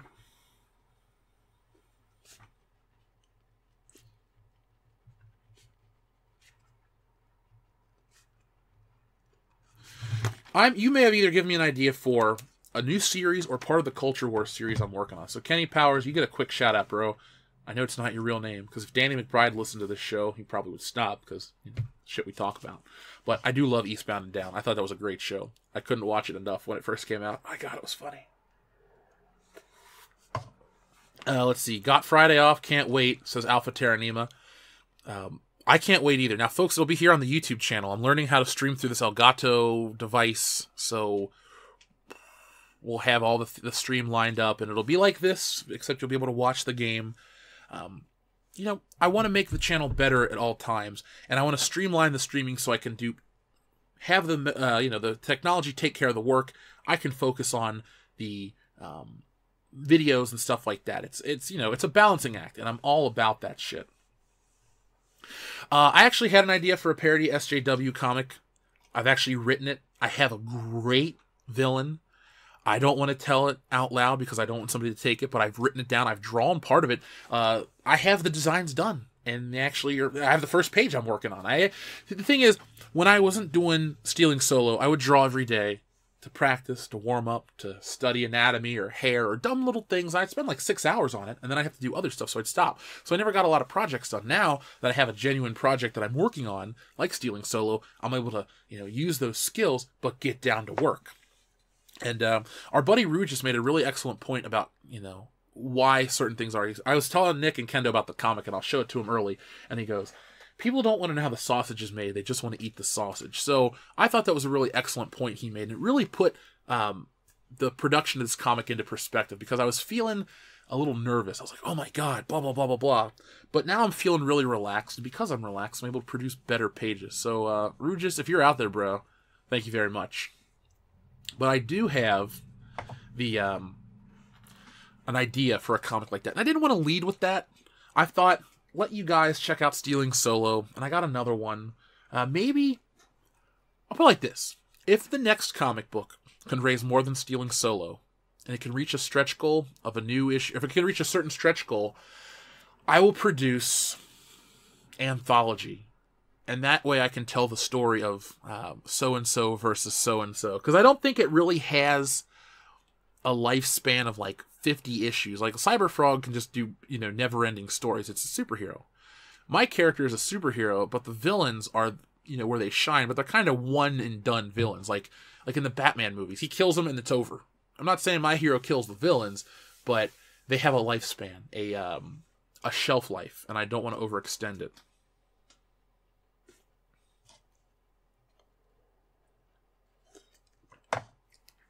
Scrolls with attitudes. I'd wear that on a t-shirt. What planet are they from? The name of that thing should be straight out of whatever planet they live on. Tim Cook is a scroll. Sexism is a scroll. I dig it. I dig all of it. Mary Poppins is a scroll. Who is a scroll? I think of everyone on the High Council, Jeremy from Geeks and Gamers is a scroll. Because he's always coming at you with another video. I'm a scroll. Oh, I'm a scroll. Oh, that, you see? He says it every time. We just don't catch it. Because we're looking at his hat. That's why he wears the hat. Because he wears a skin mask with like some furry hair. because it has to cover the giant ears. That's how Skrulls work. I bet you didn't know that. Let's see. Punch a granny. My mother is a Skrull. Yes, she is. And you will hold your goddamn tongue. The Jer Army are all Skrulls. I like that one, too. Straight out of Crawl. There we go. I guess that's the name of the planet. Skrull Jeremy was born. Where is Skrull Jeremy? I'm waiting for him. I'll be laughing my ass off. Ryan Johnson is a Skrull. You have to be a Skrull to fuck up Star Wars. If somebody told me he was a shapeshifter from another planet, I'd believe it. Because that dude does not know how to human. Like, do you even human, bro? He doesn't know how to talk to people. He gets really angry over stupid stuff. He's either like a child in a man's body. It's not a man's body. It's like a slightly overdeveloped... He's a little kid with a beard. That's all Ryan Johnson is. Like, he wants to call us man babies. You are literally a man baby. Like, when people superimpose his head onto a toddler's body, it looks normal because that's how he's just a little guy. A little bitty beard. He can't even man. Mark C., thank you very much.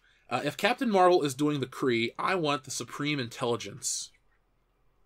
Mark C., you clearly have read more Captain Marvel, Kree, Intergalactic Marvel Space comics than I have. I'd have to actually look into the Supreme Intelligence. My interest in 70s, I guess it was a Jim Starlin era stuff. Right? Was Jim Starlin working on the Captain Marvel book? I know there was the death of Captain Marvel. He got cancer and died, and that was a big deal.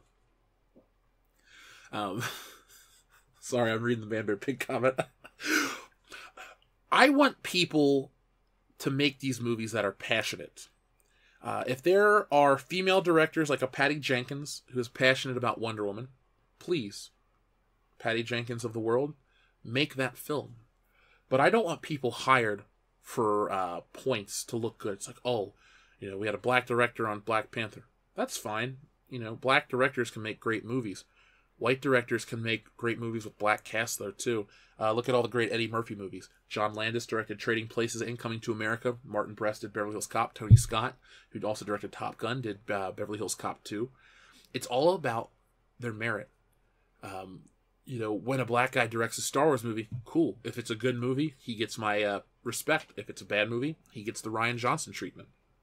So, all I want in terms of your Supreme Intelligence comment is somebody that knows the character or at least can learn about it and care and bring an interesting eye to the project. I'm not really worried about the narrative about making the movie. I'm worried about the actual film.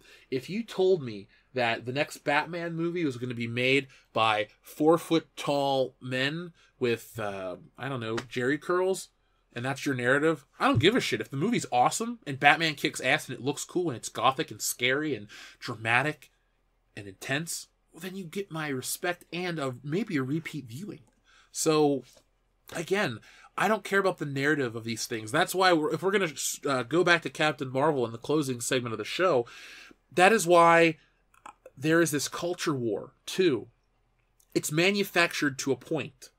The culture war, the us versus them type of thing. There's this infighting. It's manufactured to keep either people busy doing one thing and not paying attention to the bigger problem, or somebody like me who does try to pay attention to the overarching thing. I think the culture war is an attempt. It's created by someone to, make money, but also change public perception to where the people who make these weird, out there, zany, progressive pieces of entertainment, and I use quotations on progressive, so they can get that accomplishment or that self-importance, well, we did it first type of thing, and therefore they can make money down the road because people will go, well, they were ahead of the trends. I wonder what they're going to be ahead of next, and then, it all boils down to that. That's all I can say. The next Batman movie is being written and directed by Stan Lee, says Kendo. Kendo, no, that is not going to happen. I don't think Spike Lee is a marketable director anymore. Anton Fuqua is underrated. Is he the guy that did John Q? I think that was a pretty solid movie. Okay, Mark C., thank you very much. The Supreme Intelligence is the giant green floating tentacle head. Oh! I know that thing. I know the picture you're talking... Hold on, I'm going to pull that up. I know what you're talking about now. Supreme Intelligence, not the Supreme Court. I don't care what Darth Vader Ginsburg is up to. Okay, I know this thing now. Let's look at an old picture of the Supreme Intelligence. Well, that's from Jack Kirby. The Jack Kirby stuff is so pure. I don't want to say innocent and act like his work isn't good. But, here's the Supreme Intelligence for those wondering what Mark C's talking about. Clearly a dude who knows his stuff. He's clearly a golfer. There we go. You guys can take a look. The older I get, the more I do comics and stuff, the more I look to... It's weird. As a kid, didn't really want to read Jack Kirby stuff. Didn't care. Wanted John Romita only. Still love him. He's still my favorite. But the older I get, the more I produce stuff, I do look at Jack Kirby for that visual shorthand. There's a fight scene in Stealing Solo, and it's directly influenced by a splash page from Captain America. I don't know the issue number off the top of my head, but I saved the splash page. Not because I want to draw the action, like the actual poses, but because I want those action effects, and I want you to feel the punch right in the face, just like Nick does when he tries to kidnap Harrison Ford. I mean, oh man, I am so pumped for you guys to see that. And I'm in the middle of the most fun part. Oh. Let's see. Yeah, he needs some antibiotics. He needs some milk.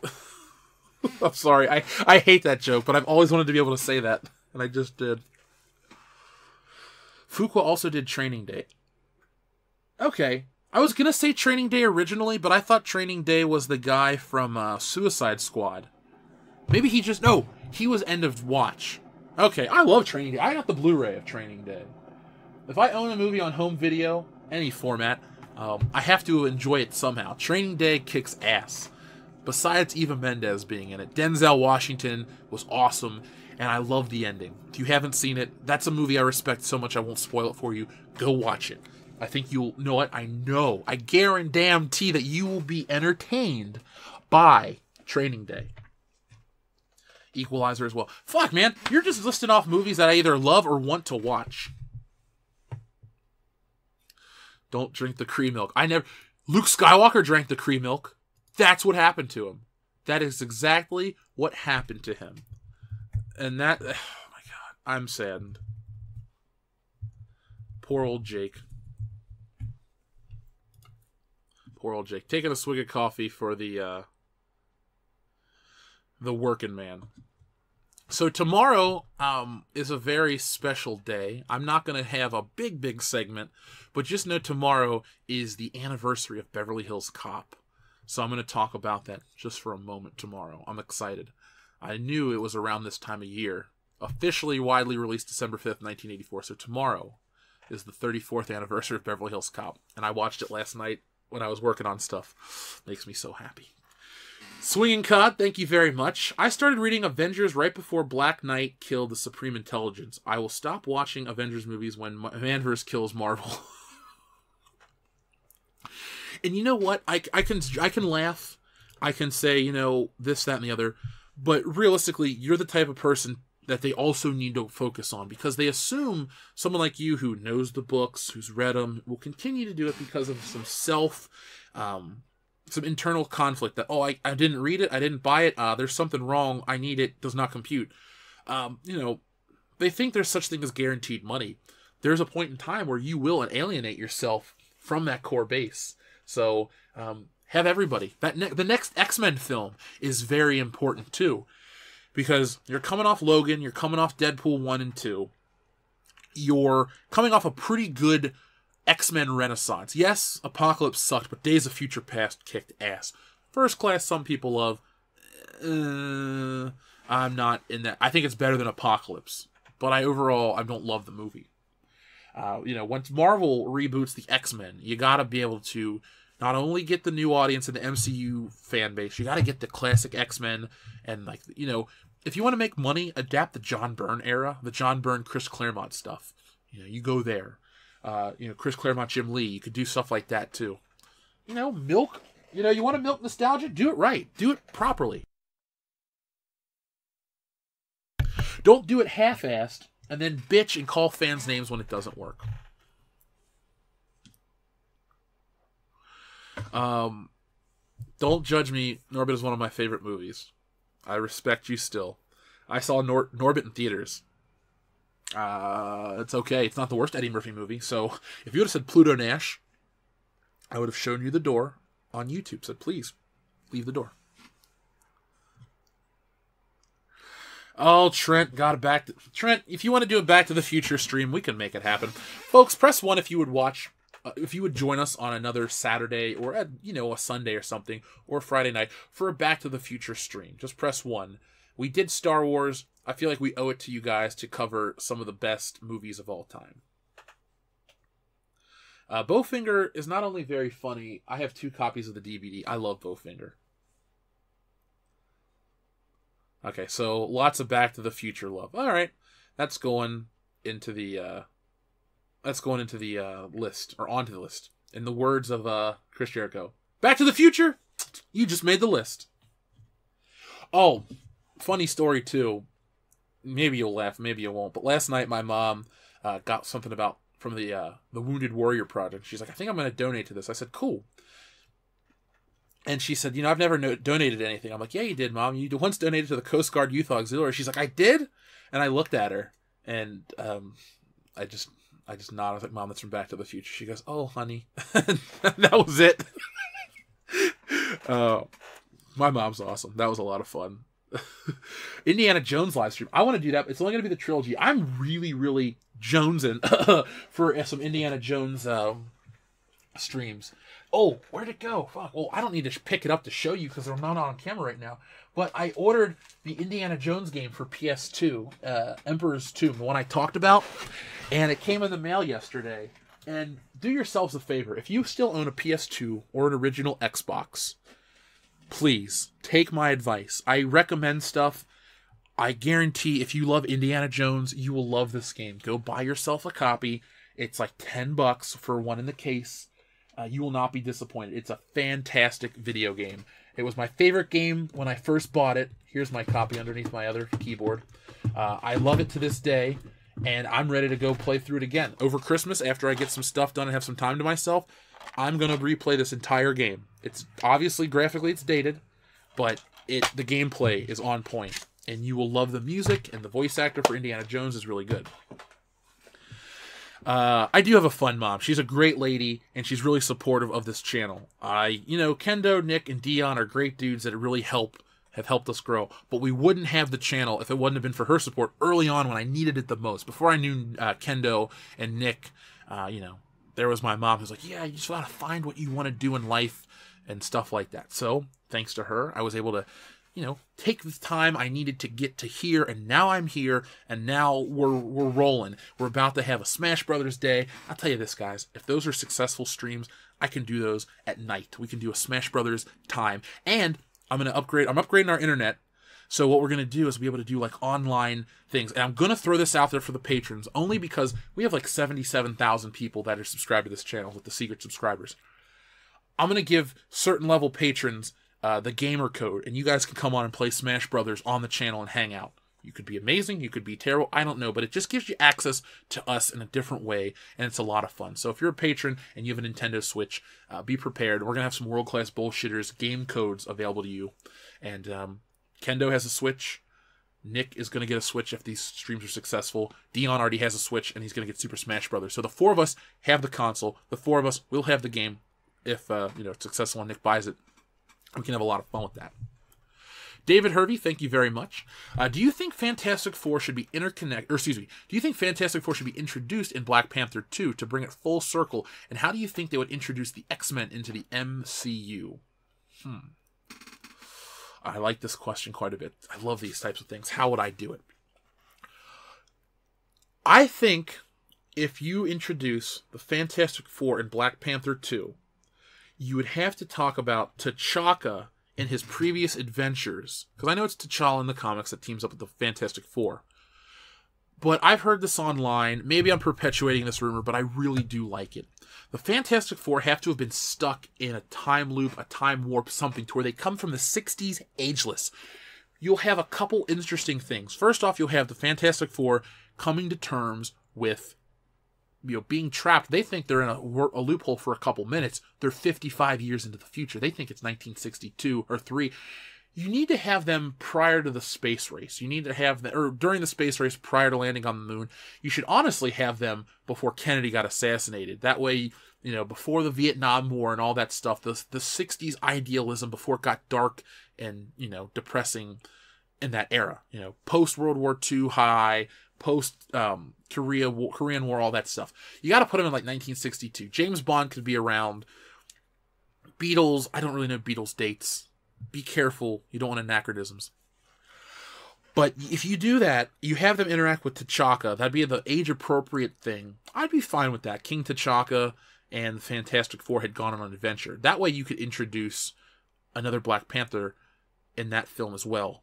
And T'Challa could learn more about his father. It could be secret things. It could talk about how, the United States was working with Wakanda in the 60s. I like that concept quite a bit. If done right, if executed well, that could be one of their best single films. And I don't mean like all the movies. I'm talking like the single character films, not Avengers. They could really, really create something excellent with that.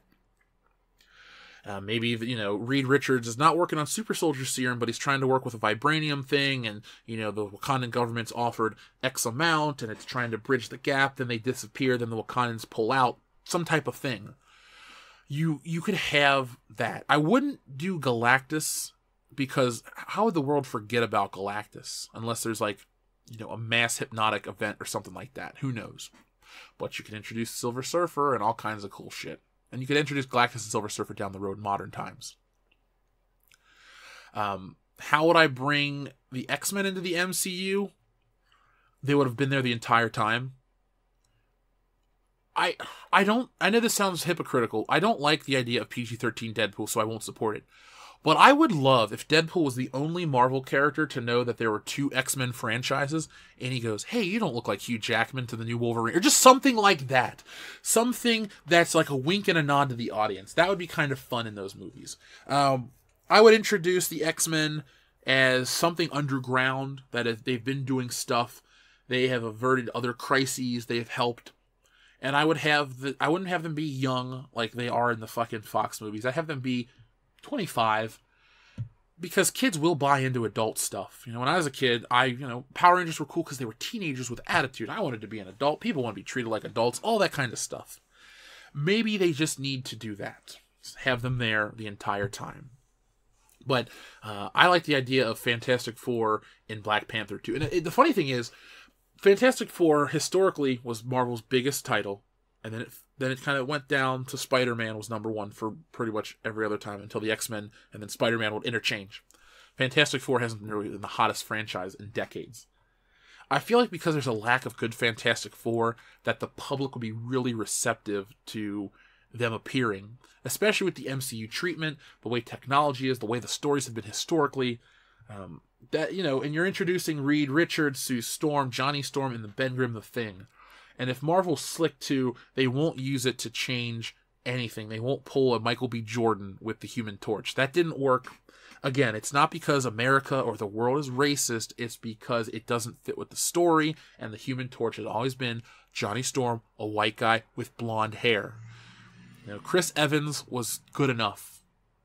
Actually, the people in the Tim Story Fantastic Four movies were okay, at best. Chris Evans was the best part. Michael Chiklis was fine, too. And with the exception of the Thing mask, the face piece they used, I didn't like that it lacked the big brow. If they would have included that and made his face more comic book-like, I would have enjoyed I like the body prosthetic, something there on screen. Yeah, CGI works, but sometimes having something there works even better. So, David, thank you very much. You want a Spider-Man movie live stream? We can make that happen. Have I ever played Greatest Adventures on SNES? Alpha Terranima? Yes, I own that game. I bought it in high school, actually, on eBay. I bought it real cheap, and I played it, and I loved it. It's hard, but it's fun. Would I be down for a Star Wars MCU crossover? If it was the Guardians, and they met Luke, Han, and Leia, yeah. If it's the Guardians, and they meet Rey, Finn, and Poe, no thank you. Let's see. Thank you for all the mom love. She's a great lady. You guys are awesome. You know, that's why sometimes when people post shit about how we're a hate group and this and that, I get pissed off because I am the one that reads the comments. I produce the content. I know I interact with everyone out there. You guys are awesome. This isn't an angry, hateful community. That's why I get kind of pissed off when I'm like, seriously, what the fuck are people saying about us now? Honestly, I don't get mad that they say it. I just get mad that they attack you guys. Like, I won't put up, like, if people attack my friends, like, you can say shit about me, and I just go, whatever. I'm secure enough. One, it's not true, and two, I really don't give a shit about you for what you're saying. But when people go after my friends, I kind of get pissed off. Like, there's this one episode of the podcast where people are like, oh man, you went off on Dustin. Why? Because he started talking shit about Dion, and for some reason, I just went off and I snapped. I don't like, look at you, most of you, 99.9% of you have never met me, and 98% will never meet me. So you don't know me personally. But I don't really like when people talk shit about you guys. It kind of pisses me off. Maybe I'm too, whatever, too sensitive to the fact. But I get pissed off because, I'm here on the streams. People are cool. People want to help. Everybody in the High Council and the community of the Fandom Menace, everyone out there, making content. Maybe we don't kiss corporate ass, but we're good to our people that listen to the show. And we don't attack people that don't listen to our show. We don't go out of our way to be, the biggest douche. So, I don't know why I got on that, but you guys are awesome. Thanks for all the support. Zebulon Pike, thank you very much. Have Rogue destroy Carol Danvers, taking her powers. I like Rogue a lot. Yes, my interest in the character comes from the 90s cartoon, but that doesn't mean I dislike her in the comic books. Now, the early Rogue, much like the early Psylocke, not really into it. Once Psylocke took over the Asian body and got cool in the bodysuit that's basically just straps over her crotch. But Olivia Munn Psylocke. I like that Psylocke for reasons. But Rogue, once she got the jacket and the cool hair and all that stuff, I kind of bought into the character. And I'd like to see her take down Carol Danvers. We have to wait to see the movie proper. But again, all the criticism levied today was directly at the trailer. You can't judge a trailer. What the fuck can't you judge a trailer? You can judge anything that you consume, be it with your time or your money. I'm drinking a cup of coffee. I can criticize this cup of coffee. I didn't pay for it, but I can criticize it. You know what I'm saying? One sip and I can criticize the coffee. You didn't drink the whole cup. It tastes the same. It's not like a layered frappuccino or whatever, that stupid unicorn drink that has like as much sugar as like 10 candy bars. It's not like it's going to change flavors as I sip. It's the same thing. Same with this trailer. I can judge the trailer based on the trailer, and I can be concerned and speculate about the movie based on the trailer, because they usually show the best bits. And, for everyone out there that wanted to say, oh, you're judging the Last Jedi trailer too harshly, you're just angry, blah, blah, blah. What the fuck happened with the movie? That's all I can say. Oh, Jeff, you didn't like the Star Wars trailer. No, I did not, for episode 7. You just blah, blah, blah. Then the movie comes out, and then it took a little while. People are like, yeah, it kind of was. This isn't about me being right. It's about, I can sense it. There's a disturbance in the force of, this trailer rubs me the wrong way. This trailer does nothing for me. Now, I will go the opposite way, too. I'm excited by the Shazam trailer. If that movie sucks, man, am I going to be hurt. If Aquaman sucks, man, I'm going to be hurt. Swinging Cod, thank you very much. They can make it work by introducing the Sentry and the Fantastic Four and X-Men or using their energy to maintain the amnesia. Look up Sentry's origin. You mean Bob, what's his name? I'll look up the Sentry's origin. I was reading Marvel, what is that, New Avengers? I know the Sentry, the big yellow Superman equivalent. And the whole wedding and who is Bob and he's in the cave and all that stuff. I know the character. That would be kind of cool. Swinging Cod, I gotta say, though, Reality's Frank came up with a good one, though. Professor X cuts a deal with Nick Fury to keep their existence a secret in exchange for intel on mutants. I kind of like that one a lot. But no, Swinging Cod, I don't know. We'll see. Maybe Jean Grey is using mass hypnosis, or Professor X and Cerebro. We'll find out. As long as the whole universe doesn't suffer from those changes, I'm, there we go. Let's see. The Grand Inquisitor. Speaking of coffee. God damn it. No. Let me add this to my book. Because I have this orange book I write. Let's see. Order coffee from Grand Inquisitor.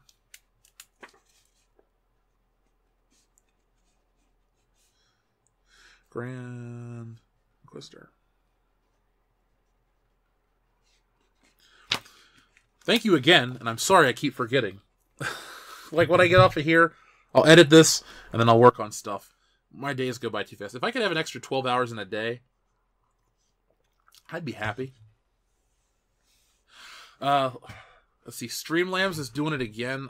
You know what? I will kick Streamlabs. I did not mean for it to be a problem. I was trying to get it, to be fun and have stuff for you to look at on screen, better sounds, all kinds of shit. I actually figured out how to change the stupid super chat sound on there to something really fucking cool. And I don't know. I'll iron it out. Remember, it's new to me, folks. It's new to me. It's me. I did install Streamlabs and tried to get it hooked up, but I didn't realize that it was being such a problem. Let's see if I can find it to kick it right now. Streamlabs. How do I boot it? Let's see if it's going to pop up now. I said hi to it.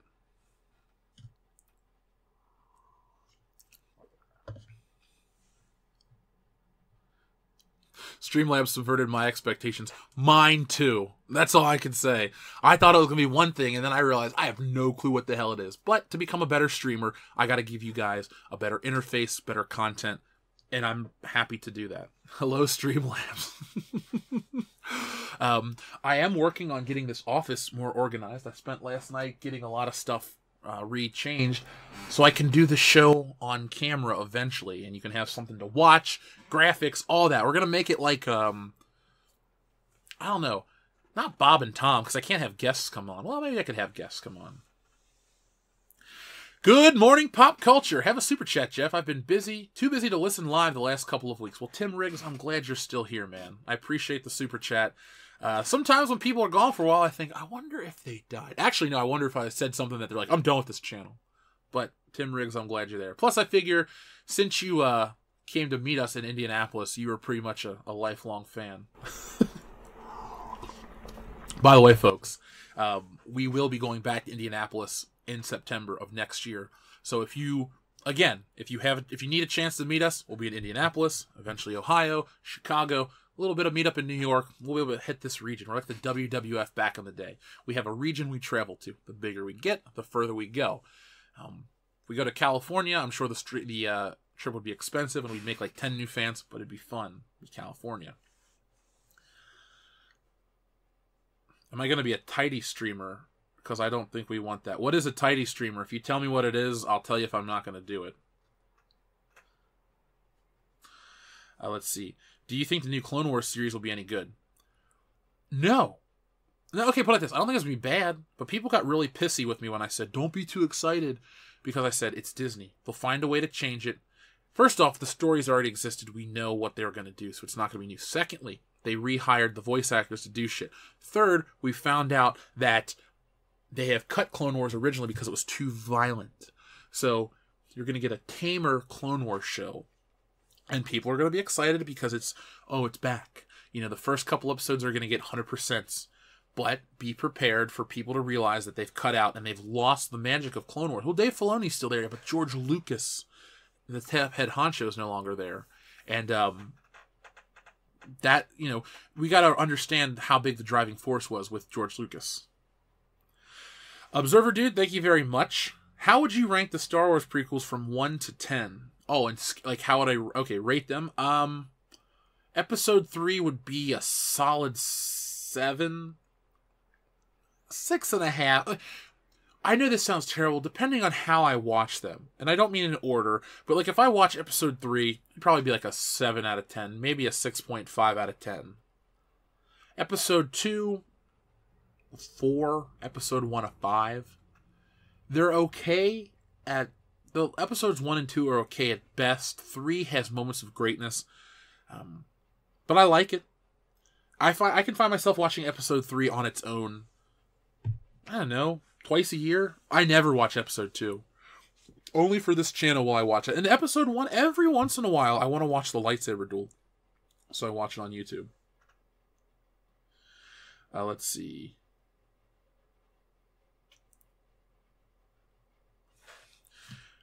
You love Bob and Tom, but they're not by you. Oh, dude, Bob and Tom's here on the local radio station every morning. I'll see about that. Like I said, I want this to be the most fun show you could have before you go to work. This is a one-man show, but if I can figure out how to do Google Voice and all that stuff, maybe we'll figure it out. Yes, I think Phantom Menace is better than Attack of the Clones. I meant to say Titty Streamer. No, I'll have those. Sorry. Swinging Cod. Got it. Heroes Return Onslaught. So Swinging Cod's got some comic books that they're going to read. Or he's going to read. Excuse me.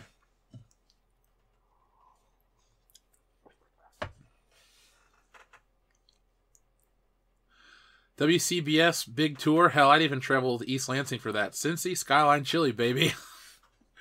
I love that people enjoy Skyline so much. Me personally, I guess because it's there every day, I never want it. As I say that, I kind of want that today. Darth Vader versus the entire MCU. Who wins? Entire MCU. I'm going to go with, I think the Scarlet Witch could, because she can distort reality and shit, she could fight the Force powers. And then, you know, Darth Vader's suit being electrified by the Emperor fried his life circuits. Darth Vader's not invincible, and that's what makes him great. Like in Empire. For example, remember the game Star Wars The Force Unleashed? Remember how you pull that Star Destroyer down from the sky? Imagine if you overpowered Vader in Empire, so when the Falcon takes off, he just uses the Force to pull the ship back. You see, you gotta up the game you gotta up the ante for the games and the books, but if you do that in the movies, because the villain can't be defeated, because they can't be bested, it doesn't make the story interesting. You know, the heroes need to be able to be beaten and interesting too, have vulnerabilities. Well, if they are shot, they're done. So, I think Vader would lose to the entire MCU, because what if the villains chime in? Thanos could snap him out of existence. They could fuck with his head. They could use the Reality Stone to make him think Padme's back, and he freaks out. I mean, Vader is cool. Vader's the best movie villain ever. But he is not unbeatable. Luke Skywalker beat him. He tapped into his anger to defeat him. He could have cut his head off and fully beat him. But he didn't. He stopped himself because he's got a lot of good left in him. Tim Riggs, thank you very much again. Bob and Tom broadcast out of Indy. I listen to them every morning since '94 on my Walkman, pre-Discman. Yes. Goddamn Walkman. My grandma had a Walkman, just with the tape and the radio. Yeah, the Napa Auto Studios or whatever. Yeah, because Indianapolis is an hour behind us in time zone, I think. Right? Yeah, they're an hour different. Yeah, they're on, what's channel is that? 92.5, The Fox. They play old rock all day. If you like Led Zeppelin and all that shit, make sure you listen to that channel if you're local. Don't hassle me, I'm local. Jeff, bring me some Skyline, says Kendo. I can do that. Damn, Grumble could defeat him with Pocket Sand. I love Pocket Sand. I love Clone Wars. Or I love King of the Hill. I love Clone Wars too. Swinging Cod, I apologize. No, Avengers are in an alternate universe created by defeating Onslaught, and Fantastic Four and X-Men have to bring them back. The whole MCU in a pocket universe. Oh, okay. Okay. If it's entertaining, I dig it. Onslaught was what? 96-ish? Well, I know I've read the story once at Joel's. Heroes Reborn. Is that Heroes Reborn era? One problem with reading a lot of comics, after a while, unless it's not your favorite, some of the stories overlap. I vaguely remember all the elements of Secret Invasion, like when they go to the Savage Land and the Quinjet appears and all that shit. But I'd be cool with that. The Avengers come into that universe. See, sometimes like this, you're like, why don't fans work on these things? Because the writers they get aren't good. I can't. The thing is, I can't shit on Marvel too heavily. I can shit on Star Wars because they produce crap for the last 3 years. But Marvel hasn't produced a turd like The Last Jedi. Or maybe Solo? I don't know.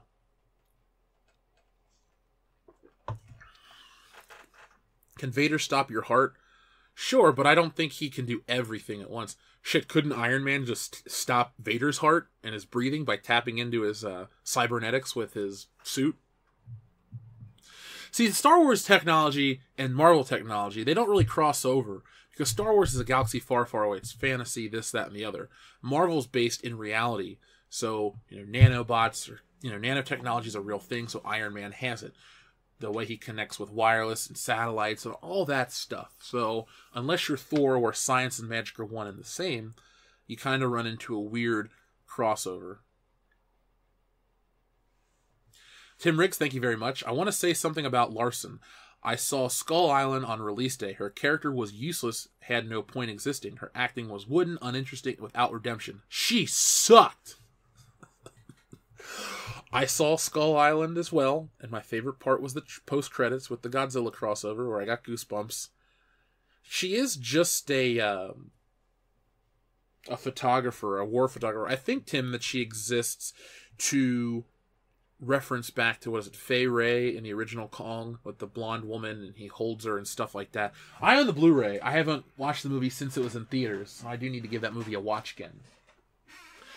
I like her in 21 Jump Street. I remember, I really do. I thought the character was fun. And I like how she got drunk and hit Jonah Hill and all this shit, and she ruins it for him. Maybe you could find, not you, Tim, personally, but people out there, the royal you could say 21 Jump Street sucks. That's fine. I think it's one of the best comedies of the decade. Well, yeah, it is this decade, 2012. Not only is it funny, but it speaks to me on the whole age gap thing. I really enjoy it. That, to me, is like the very definition of a SJW parody film. I mean, I wish more people paid attention to it. Maybe I should add that to the Culture War series. You know what? I will. Let's see. 21 Jump Street. Culture War. But to jump back to your point, I think she does exist just to have Kong hold the woman. And that's about it. Yeah, Samuel L. Jackson was in that movie. Shit. The movie... Should the movie have been a little grittier about, just straight up Vietnam action and stuff? Maybe. I thought the movie delivered overall on the kills, on the... Kong looked great. I loved when he fought the giant octopus. All that stuff was neat. And I guess the character that Brie Larson was teamed up with could have been the main guy and had her. But I don't really look at her as the lead in that movie either. So, I get what you're saying. I don't really remember. I gotta rewatch the movie to get too analytical about her, too critical to break it down and look at her again. I just remember liking the movie, and I know she's in it, so I guess I just instantly kind of give it a pass type of thing.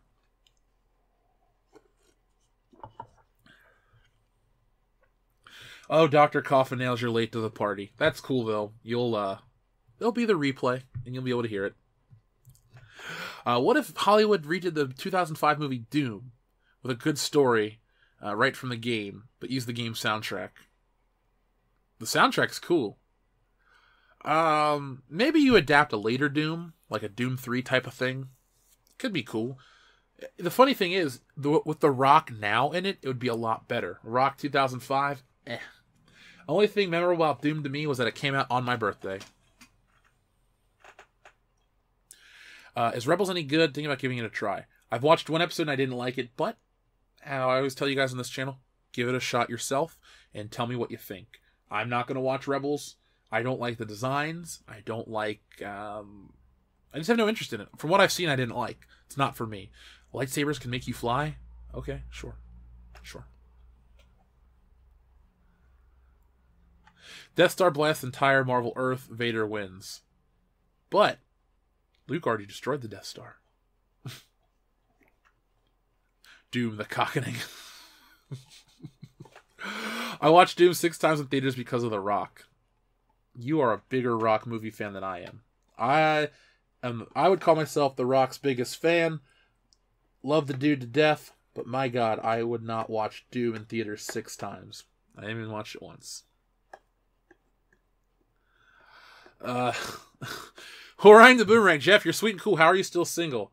Well, I'm kind of busy, but I got some stuff in my personal life that goes on. I just don't talk about it on the channel. The guys from the channel know what's up, and it's my life is not as boring as you guys might think, but this channel is a time. I won't call it a time hole because it's not a waste of time. I genuinely like this. I I'm not in the situation to do that right now. Because if I did, the channel would suffer. And we're not big enough that I can go like JonTron months without a video and then get 5 million views in a day. Like when I reach the JonTron level, then I might step away. No, I won't. I like this. Shit, on off days, I get up this early. And I'm like, oh, there's no Good Morning Pop Culture today.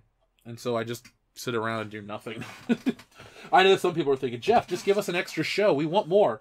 I might. If I ever wake up on another day and I am having issues sleeping, I'll just I'll give you guys a Good Morning Pop Culture Spider-Man edition. I had to sacrifice love like Spider-Man. Not really. Then again, though, but I'm not ready to get married like you are, Frank, so yeah. We'll be fine. Did I watch Jake the Snake Roberts on Joe Rogan 2 weeks ago? It was epic. No, but I'm going to now. Jake the Snake Roberts is a lot like Iron Man to me, Robert Downey Jr. He has a great redemption story, and it doesn't bring a tear to my eye, like, literally, but the shit the guy went through and the fact that he lives the life he does now and is not jaded and not ruined is really inspirational. In closing, I'll give you guys 2 things. If you ever feel down, downtrodden, beaten, whatever, defeated, look at somebody like a Robert Downey Jr., look at somebody like a Jake the Snake Roberts. Maybe you're not going to be making a movie and making $50 million a picture, but you could be like Jake the Snake Roberts on the brink of self-destruction. You had it all, you pissed it away, and you can come back even better and find a new life on the other side. Maybe it's sobriety, maybe it's depression. I don't know what it is, but there is a chance out there. There is hope, and use Jake the Snake Roberts as that example, because Jake the Snake Roberts, even if you don't like wrestling, the dude's cool, and his comeback is just inspirational. And, you got to give shout out to people like DDP Yoga, and you got to give shout out to people like Mel Gibson. Mel Gibson gave Robert Downey Jr. a chance. I think he backed him for the insurance money. And then Robert Downey Jr. has proven himself. And Robert Downey Jr. said, hey, give Mel Gibson a chance after he said stupid shit. And now Mel Gibson is back making movies like, was it Heartbreak Ridge? Not Heartbreak Ridge, Hacksaw Ridge. And that was like nominated for an Oscar and got a standing ovation and stuff like that. So, bigger people have come back from bigger things. So, that's my piece of advice for today. Zebulon Pike says, ever see Southland Tales? The Rock was great. Dude, Southland Tales is a movie that I absolutely hate. Seriously. I saw that in college. Dion and I quote that to each other. I'm a pimp, and pimps don't kill themselves.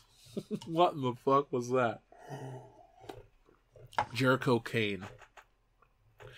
Tim Riggs says, you missed my last super chat, Jeff. Oh, you're being facetious. Sorry. I was like, wait, I did? I actually scrolled up to look.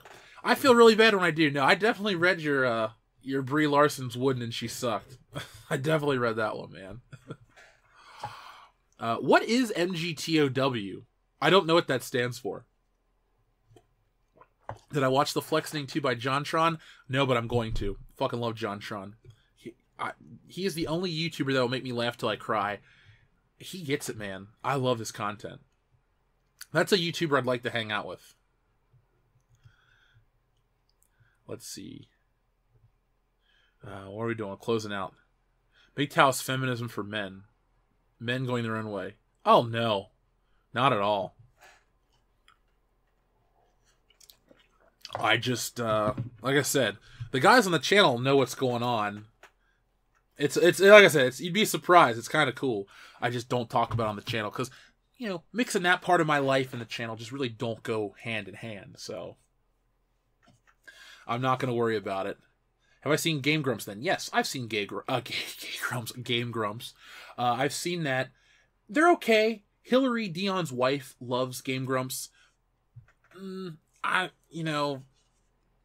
As I produce game content, I like to play it myself. I will say this, though. I'm kind of glad the stream crashed last night during Spider-Man, because the 3 segments I played after the stream crashed were Mary Jane, Miles Morales, and then Spider-Man doing the circuit board.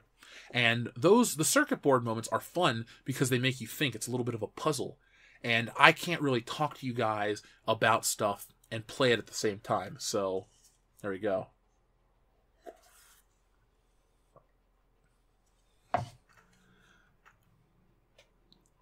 Have I seen Game Theory or Film Theory? Yeah, I used to be a subscriber to both of those channels.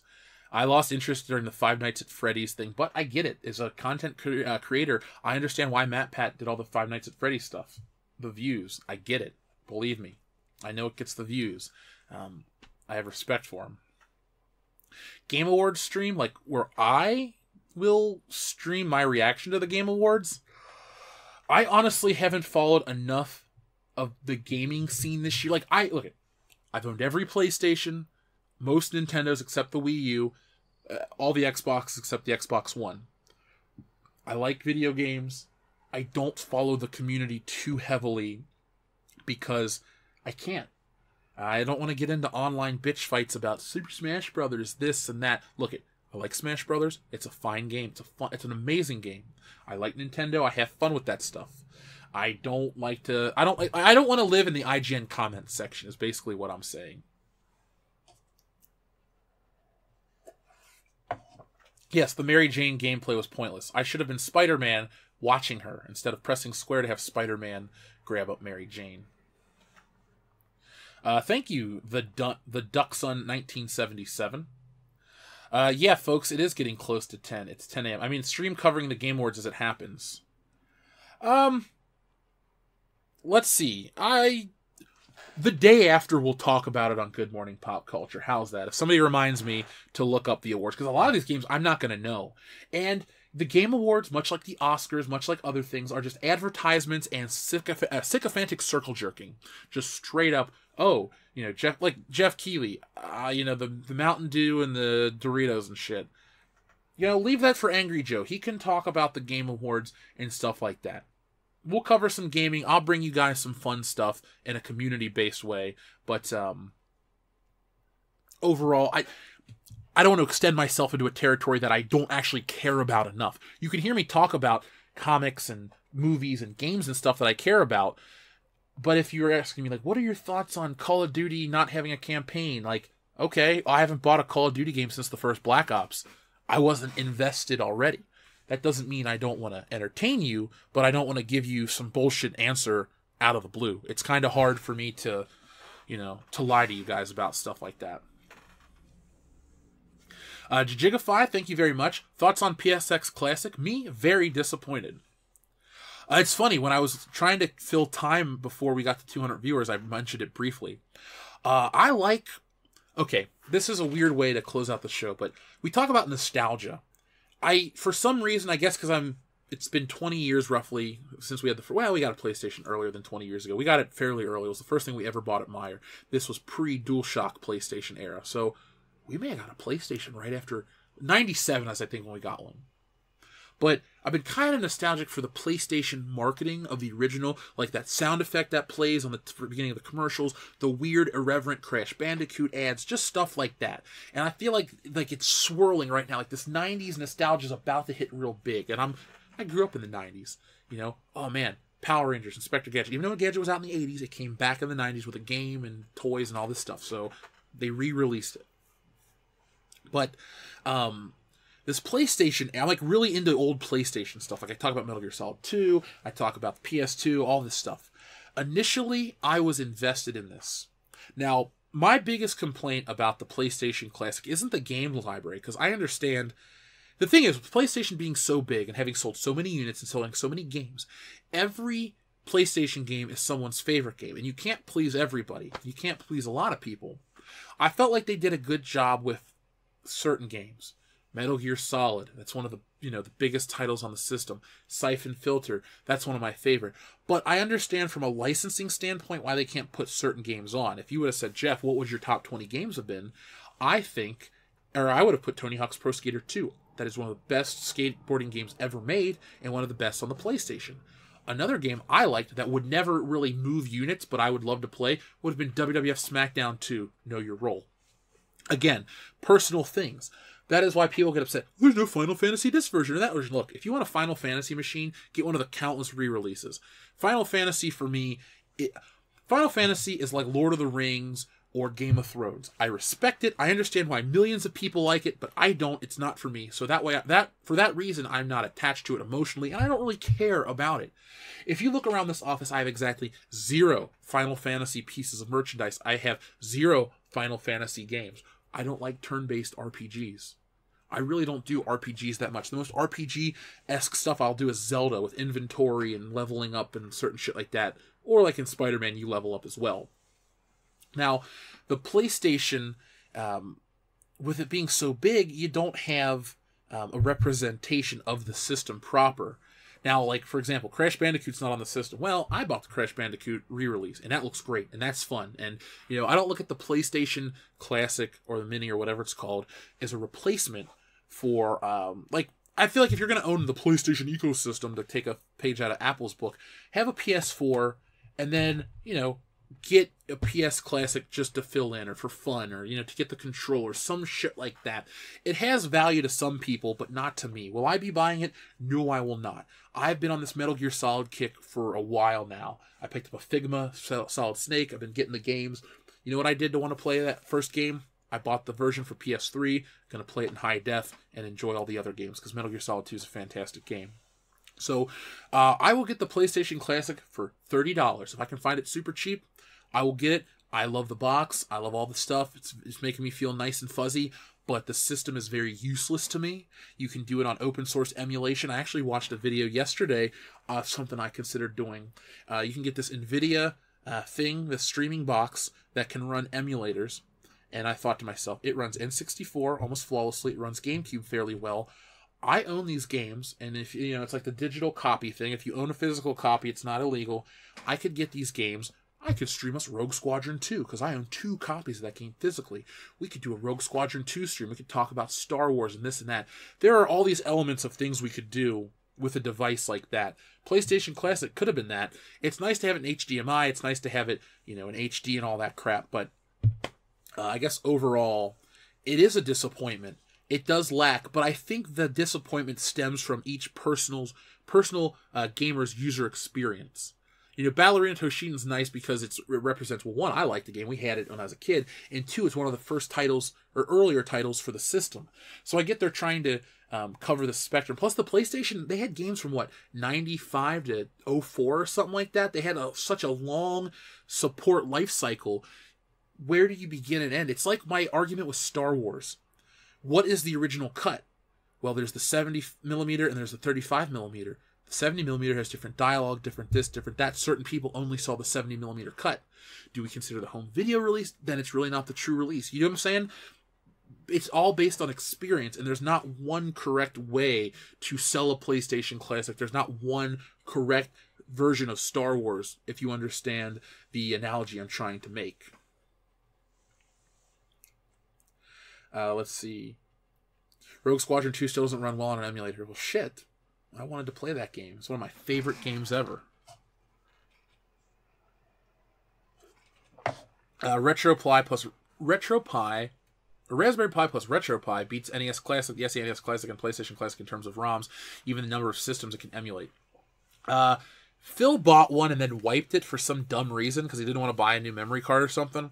I have the Super NT, and I want to get one of the Super cards, the all cart one, and then get a ROM with every Super Nintendo game and play it that way, because that'll be emulation on the original hardware, and it's like there's no latency or any kind of issues, and all the games will play properly. I like the idea of a little device that plays everything ever. It's fun. I'm not nostalgic enough for Nintendo that I would drop any money on an NES library. My dad was weird. One of the few things I ever was inherited from him was the Nintendo. I save it for that purpose, and I love the look of the system and the controllers, and it's fun, and there's that feeling. I grew up with it. But I could see myself owning another Nintendo to collect and maybe have a couple games just for fun. Same with a Super Nintendo. I have 2 Super Nintendos. I have my original, and then I bought the mini one. I don't want to go back and spend $90 on the Adventures of Batman and Robin. I will play it. I'll emulate it. It's a fun game. But I'm not going to drop that because the collector's market has really hurt the value of some games. So they reproduce games, they do this, they do that. Realistically, they're like, well, that hurts the game companies, this, that, and the other. I disagree with that argument in terms of game emulation because license expires, nobody makes money on the game. If I drop $500 for a brand new copy of Legend of Zelda Link to the Past on eBay. Nintendo didn't see a dime. They don't lose money if you emulate it either. I know that's kind of a gray area that some people are getting upset with me talking about, but that's how I feel about certain things. Oh, well, Mario, they're going to re-release Mario. Yeah, that's a different thing. Mario's on every fucking system ever. Cool. Grand. But, again, Batman, the Spider-Man the Spider-Man game, those things aren't going to get re-released. They're not going to get a wrestling game. If I want to play SmackDown 2 in high definition or No Mercy, they'll never re-release those games because they have Chris Benoit, certain wrestlers or other wrestlers are dead, certain things like that, licensing with music. You'll never get those games. They exist in a vacuum. WWF or WWE doesn't lose any money about that shit. So, the cutscenes had slow down. Shit, okay. I'm waiting on Analog to make a PS1 like they did the Super NT. Well, Alpha Terranima, you could just get an old PS3 and get the same quality.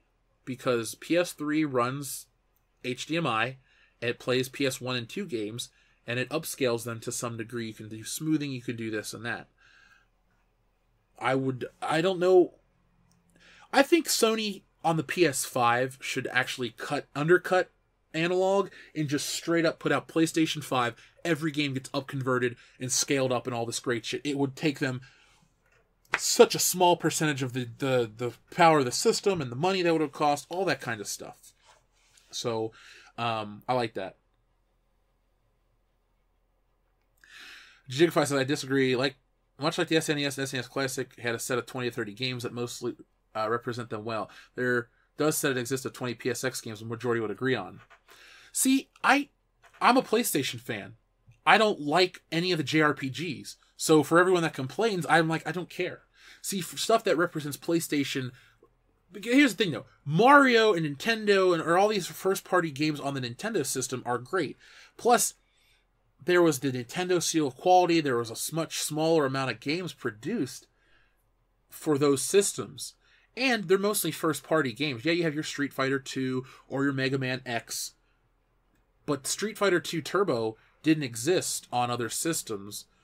There was a Street Fighter 2 Arcade or Championship Edition on Sega Genesis. Those games were so tied with PlayStation made a bunch of its money on licensing and other things, other third parties. Third party games are what made PlayStation. It's nice to see Siphon Filter for me. I'm excited.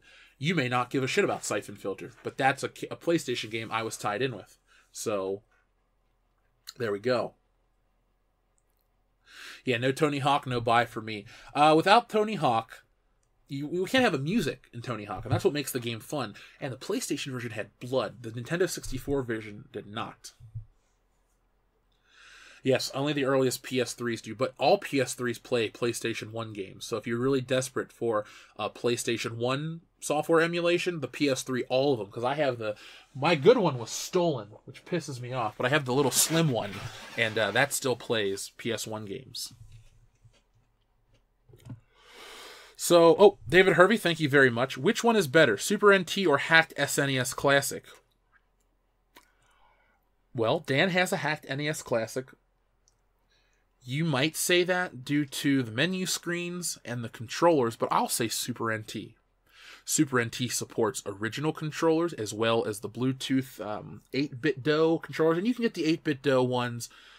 But I like the Super NT. It's a sexier system. It has different design choices. It's built well. The cords aren't dog shit. Like the little Super Nintendo Classic, you have to be so close to the TV and this and that. I like my Super NT. I can plug in my little controller, same size, better build, charges it via USB, micro USB, and we're there. If you wanted my opinion, what you should buy, remember the Super NT is higher price, but I think you get a better quality product than an original Super Nintendo. You get that, you get your EverDrive, and you get your little SD card with all the games loaded on. And if you get the certain EverDrive, is it EverDrive or whatever it's called, that cartridge that has a SFX chip in it, you can do all the games 1-to-1. So to me, that's your best bet. Plus, it looks cool. There's something about it. Problem is with the older PS3s, like the older Xbox 360s, that they rushed it out, not tested, then released. The PS3 I bought was the 20 gig model, so it didn't have Wi-Fi, which was really bizarre. But I never had a single issue with it. Had it not been stolen, I'd be using that to this day for all PS2 games, because I really love PS2. That was a great system. Social Loner, thank you very much. Do you think Lucas should work on the Obi-Wan movie? Will he be unfettered? Will he have the freedom to work on it in his way, or will he have to answer to Kathleen Kennedy? Because there seems to be a very adversarial feeling towards George Lucas. Remember how Frank Marshall discussed how they will not be letting George Lucas anywhere near the writer's room on Indiana Jones 5. I don't think he would have any kind of freedom. If they say George Lucas is working on the film, I think it would be PR spin. And it would be like, well, George Lucas sat in during lunch and his ideas were written down, but they weren't used. So, I don't know if him being involved with the movie would help. I just want, if they're going to make an Obi-Wan film, I want it to be like a samurai western on Tatooine, him dealing with the Sand People, him dealing with a Jabba the Hutt cartel, something. I don't really want him off-planet, and I don't want Darth Vader to be in the movie. You know, I want him to mention Darth Vader, but if Vader knew Obi-Wan was on Tatooine and he could surmise why he's there, because Anakin may be, childish and impulsive, but he wasn't stupid, especially in the Clone Wars. He was a great leader. You don't want Vader on there because he's just hunting for Luke, and it causes problems with Star Wars. You don't really want to mess with Star Wars. That's why I give Rogue One a pass in the complimentary things I say about it, because it really doesn't alter Star Wars too much. It just Dr. Evazan and Ponda Baba have to be on the bar the next day. That's about it. Overall, I'm pretty impressed with how it stays true to that. So that's what I really want out of an Obi-Wan film. That's my biggest thing is I want Ewan McGregor. I want it to be, it doesn't have to be gory, but I want it to have the same level of violence as the prequels. And I want it to have tension. Obi-Wan is hiding. He doesn't want to be caught. He doesn't want to be found out. He doesn't want Luke to be found. Luke is the last hope. He's the new hope, for the Jedi to vanquish the Sith and restore order to the galaxy, in a matter of speaking. Because, Vader, by killing the Emperor, brought balance, X, Y, and Z. We've had that discussion. But if there is an Obi-Wan film, that's what I want. But I don't know if it's happening. Let's see. Another thing you can do with the Raspberry Pi plus RetroPie is you can emulate MS-DOS games. And if you have a GamePort USB adapter, you can use a joystick on MS-DOS games. Gamepad 31 Live, I might ask Nick to build me one of these, because I wouldn't mind playing Indiana Jones and the Fate of Atlantis. All those old Indiana Jones point-and-click games. I love Indiana Jones, as you can tell. Let's see. I have a theory that Kathleen Kennedy has much less control over Lucasfilm. There's no way she still has so much control after all the drama. Well, Akmal Danish, I hope I'm saying it right. I apologize if I've butchered your name. That could be the case. You could see somebody like a Bob Iger or somebody else. That's why we're getting a rushed-out Star Wars animated show. That's why we're getting these things that jump back to the original trilogy. That's why we're getting an action figure toy line that is literally just repackages of figures that exist not too long ago, under the guise of Star Wars being for kids. Hopefully, they're thinking about moving past the clusterfuck of the Kathleen Kennedy era. We'll find out. It's a possibility. I know that those things are fun to speculate on, but we have to know with certainty before we can discuss. But let me take that back. We don't have to know with certainty before we can discuss it. We can discuss it now. We can look into see if there are any clues or hints, but we can't make a definitive answer. We can have an idea. Like you said, you have a theory. So I'm not knocking you or taking any credibility away from your opinion or theory. We just have to find out. Kathleen Kennedy may be out of the loop. She got her reward. We don't know what she does day to day. We will see with Episode 9. Episode 9 could be too late. We will see. I would love for it to be just a disaster of a stupid movie. I want to laugh. Star Wars Episode 9, the greatest comedy of all time. For the old Lucas Arts games, you better use SCUMMVM. Okay.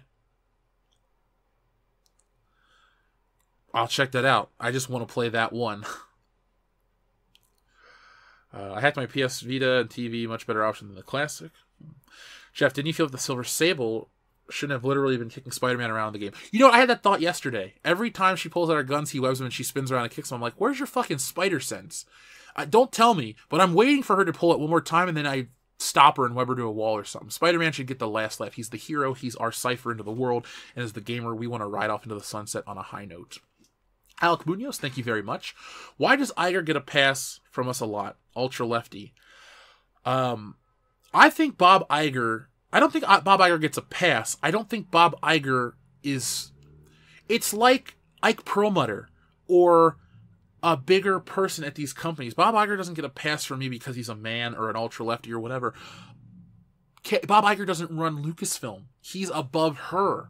You know, certain Xbox decisions... I don't know what Bill Gates does currently. I'm assuming he still works at Microsoft.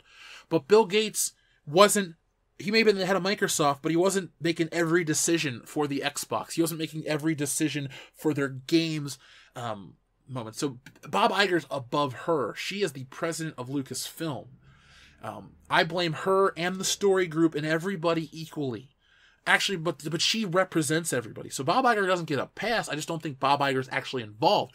I found it really interesting and bizarre that Bob Iger actually spoke out about, we've put out too many Star Wars films. What was that, 2 months ago, 3 months ago? I thought that was a very telling thing. But I don't look at Kathleen Kennedy and give her a pass as, or Bob Iger as a pass for any reason. That's all I can say. Steve Ballmer almost destroyed the Xbox. I didn't know that. Let's see. Most MS-DOS games run on a keyboard, so you might need that for your RetroPie build. For a shell, I recommend an old console shell like a dead PS2 or PS3 or original Xbox. Well, I have a broken Xbox. I could use that as a shell. That'd be a lot of fun. I don't know about Pablo Hidalgo's testicles. I don't know. I don't really follow Pablo Hidalgo. I know Ethan loves to prod him in Pokemon Line. The thing is, now this isn't, I'm not saying anybody in the Fandom Menace does this, but my interest isn't in these people's lives. They only come to mind when they attack the fans and say stupid shit about us. I'm more focused on the actual property, and but those people do come up when you try to figure out why it's ruined and why it is. I guess they all are interconnected. I just don't personally follow Pablo Hidalgo. He is not merely, he's not a guy on my radar. I don't think he's solely responsible. I think he's just a cog in the wheel, kind of like, what was that guy's name that we talked about for the Lucasfilm Story Group? Certain people are cogs in the wheels, and the higher up you go, that's where the decisions are made. I feel like a lot of them are just yes men, and they just want their job. They're doing what they want to do, and they really don't want to, get kicked out.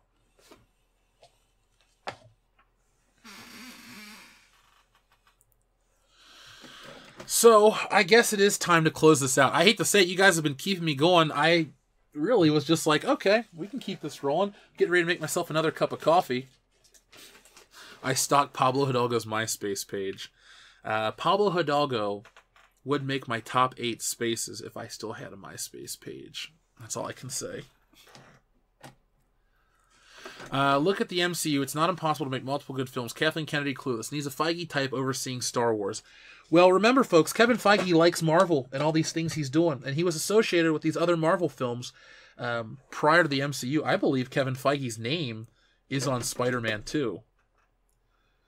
So, I think you just need to remember that these people have to love a property. If I knew about film production properly, or honestly, I could probably do what these people do and do it better in terms of Star Wars, because I love Star Wars. I can write stories, I can tell stories, and I know how to talk to the fans and get them excited what they want, because I'm one of you guys. I'm a fan of these properties. I like sci-fi and all this shit.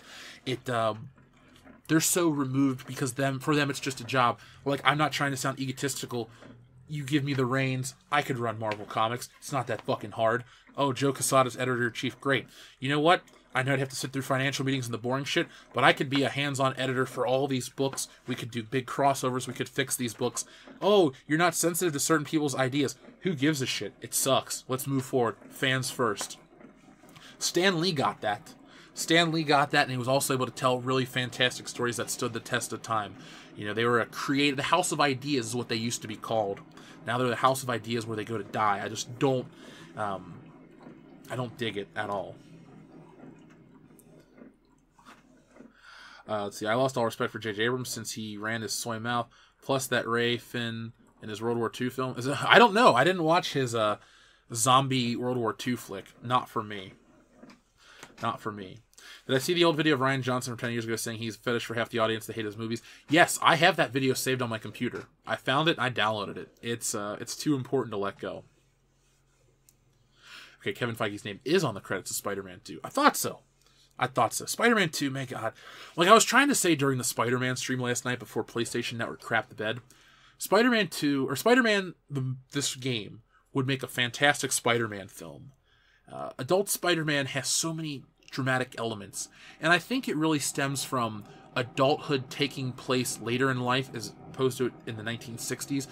For example, you go to high school, maybe you get into a trade, and you get married in your early 20s. Now, you don't know what you're doing, like me. I'm 30. I know what I'm doing. I finally got something that, I'm really happy and it's really successful, but I'm not looking to start a family yet. I got things I want to do. Perpetually teenage Spider-Man changes. I mean, like, what it is to be a teenager changes, and it really kind of just alters the character. Early 20s, broke, trying to find his way in life without a rigid adult structure Spider-Man is much more relatable. Tim Riggs, thank you very much again. It's the environment that does it, Jeff. Just like DC corrupts any politician, Hollywood erodes and jades anyone that works there. I know you're right. I want to believe that I could overtake it and do it right, so I will. No, but Tim, I get it. It's all about keeping up with the Joneses. In this term, it's not about, oh, my neighbor got a new car, I need a new car. Oh, my neighbor's wife got implants, well, my wife needs implants. It's not about that. It's, this person believes that. And well, now I need to believe that so I can be just like this person and be successful or move up. It's dangerous because the crazier people are getting glorified in entertainment. And we all suffer. The level of apathy right now, and the best part about all this is, and I mean best in a sarcastic way, for every time that we want to avoid a film or not go see it, it's cinemas are dying, streaming's the future. But then when a movie makes $2 billion, people love going to the cinemas and now we're going to introduce new technologies. It's all the excuses that they keep rolling with. You will see all of these things come up to defend Hollywood all the time. So, Tim, I want to believe it, but yeah, it's interesting to watch politicians change over time. Now, I'm not getting into a political talk, but that one lady from New York, it'll be interesting to watch her, see if she changes her platform as she gets in Congress and all that stuff. So that's going to be kind of an interesting thing because she's new and fresh, but very, very public. Same thing with an actress or an actor. Or like a Jennifer Lawrence. She started out on the Bill Engvall show and this and that. Then she got really popular and her views changed. It's just you watch who's the newest in. That's another reason why I really like The Rock as a person, because he just stayed the same guy. His public persona has been that positive, smiling giant dude, and he's never alienated a group of people. Yeah, you had the people go on about the John Henry thing, but that came and went. The Rock has been a pretty constant positive force in entertainment. So, Tim Riggs, thank you very much, man. Thank you very much.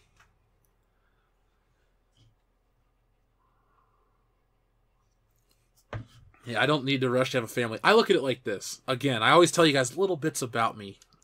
I figure once I have a family, it's forever. So why not enjoy it before I'm stuck with it forever? If you know what I'm saying. I'm not saying you're stuck with a kid or this or that. But, like, things are getting good. If I want to jump on a plane and go somewhere, I don't want to have to be like, hey, honey, is so-and-so taken care of? Blah, blah, blah. I got to do this. Dr. Coffindale says, Mrs. Coffindale needs no implants. Double D, brother. Good for you. I'm gonna give you an applause. Not a sarcastic applause, but a genuine, you're a very lucky guy. That's all I can say. Oh, man. Let's see. The Rock is better than Brie Larson. Duh. He's a poser, but people like Fake. I don't think he's a poser. I've read his book and I followed him for almost 20 years. Watch interviews with him. He's been pretty much the same dude. Plus, he knows how to play the game. And I watch a couple of YouTube series that have analyzed him, and it's good. Plus, the thing is, you can see all the stuff he's done for people. Bought his mom a house and a car. I respect that. Like Edge, the wrestler. You may not like wrestling again, but Edge's goal was, I want to make it big enough to buy my mom a house. And then his mom passed away this past week, and I thought of that story, and I thought, that's me. I get Edge. I understand that. The Rock will give people, I gave a stuntman his truck and this and that. That's why I don't buy into the cult of the Rock. I don't go see his movies, but, I speak highly of him.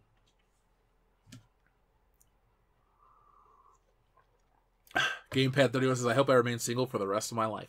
Only you can make that decision, my friend. If you want to, do it. Some of my friends are desperate to get into relationships.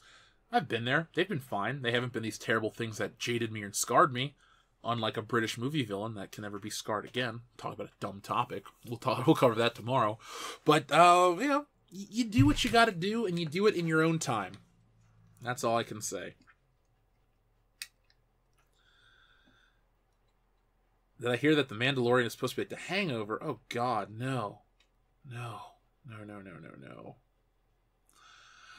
Oh, my God. Only you can prevent forest fires. Yes. Thankfully, I live nowhere near a forest fire. Or a gender reveal party. Did you guys see that video where the gender reveal explosion caused the big forest fire? Man. Relationships? Yes. Married again? Hell no. Ooh, that bad.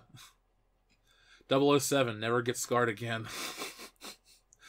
So, Blofeld and You Only Live Twice could not be shown. Silva could not be shown. Oh, nobody could be shown.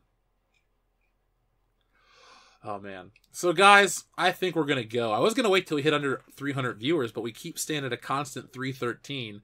And I really want to get this video up and take a leak. So, folks, damn it, it just went up again. Now it keeps going up.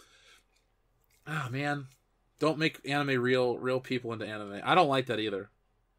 I dig some anime. Oh, I actually got my new Lupin the Third Blu-ray in the mail yesterday. I don't know if I'm going to review it. Maybe I'll review it for Patreon. Does anybody really care about Lupin the Third? I do. He's my favorite. I love to draw the character, like, a lot. The two things I love to draw the most, Spider-Man and Lupin the Third. So, if you guys want to know more about me, there you go.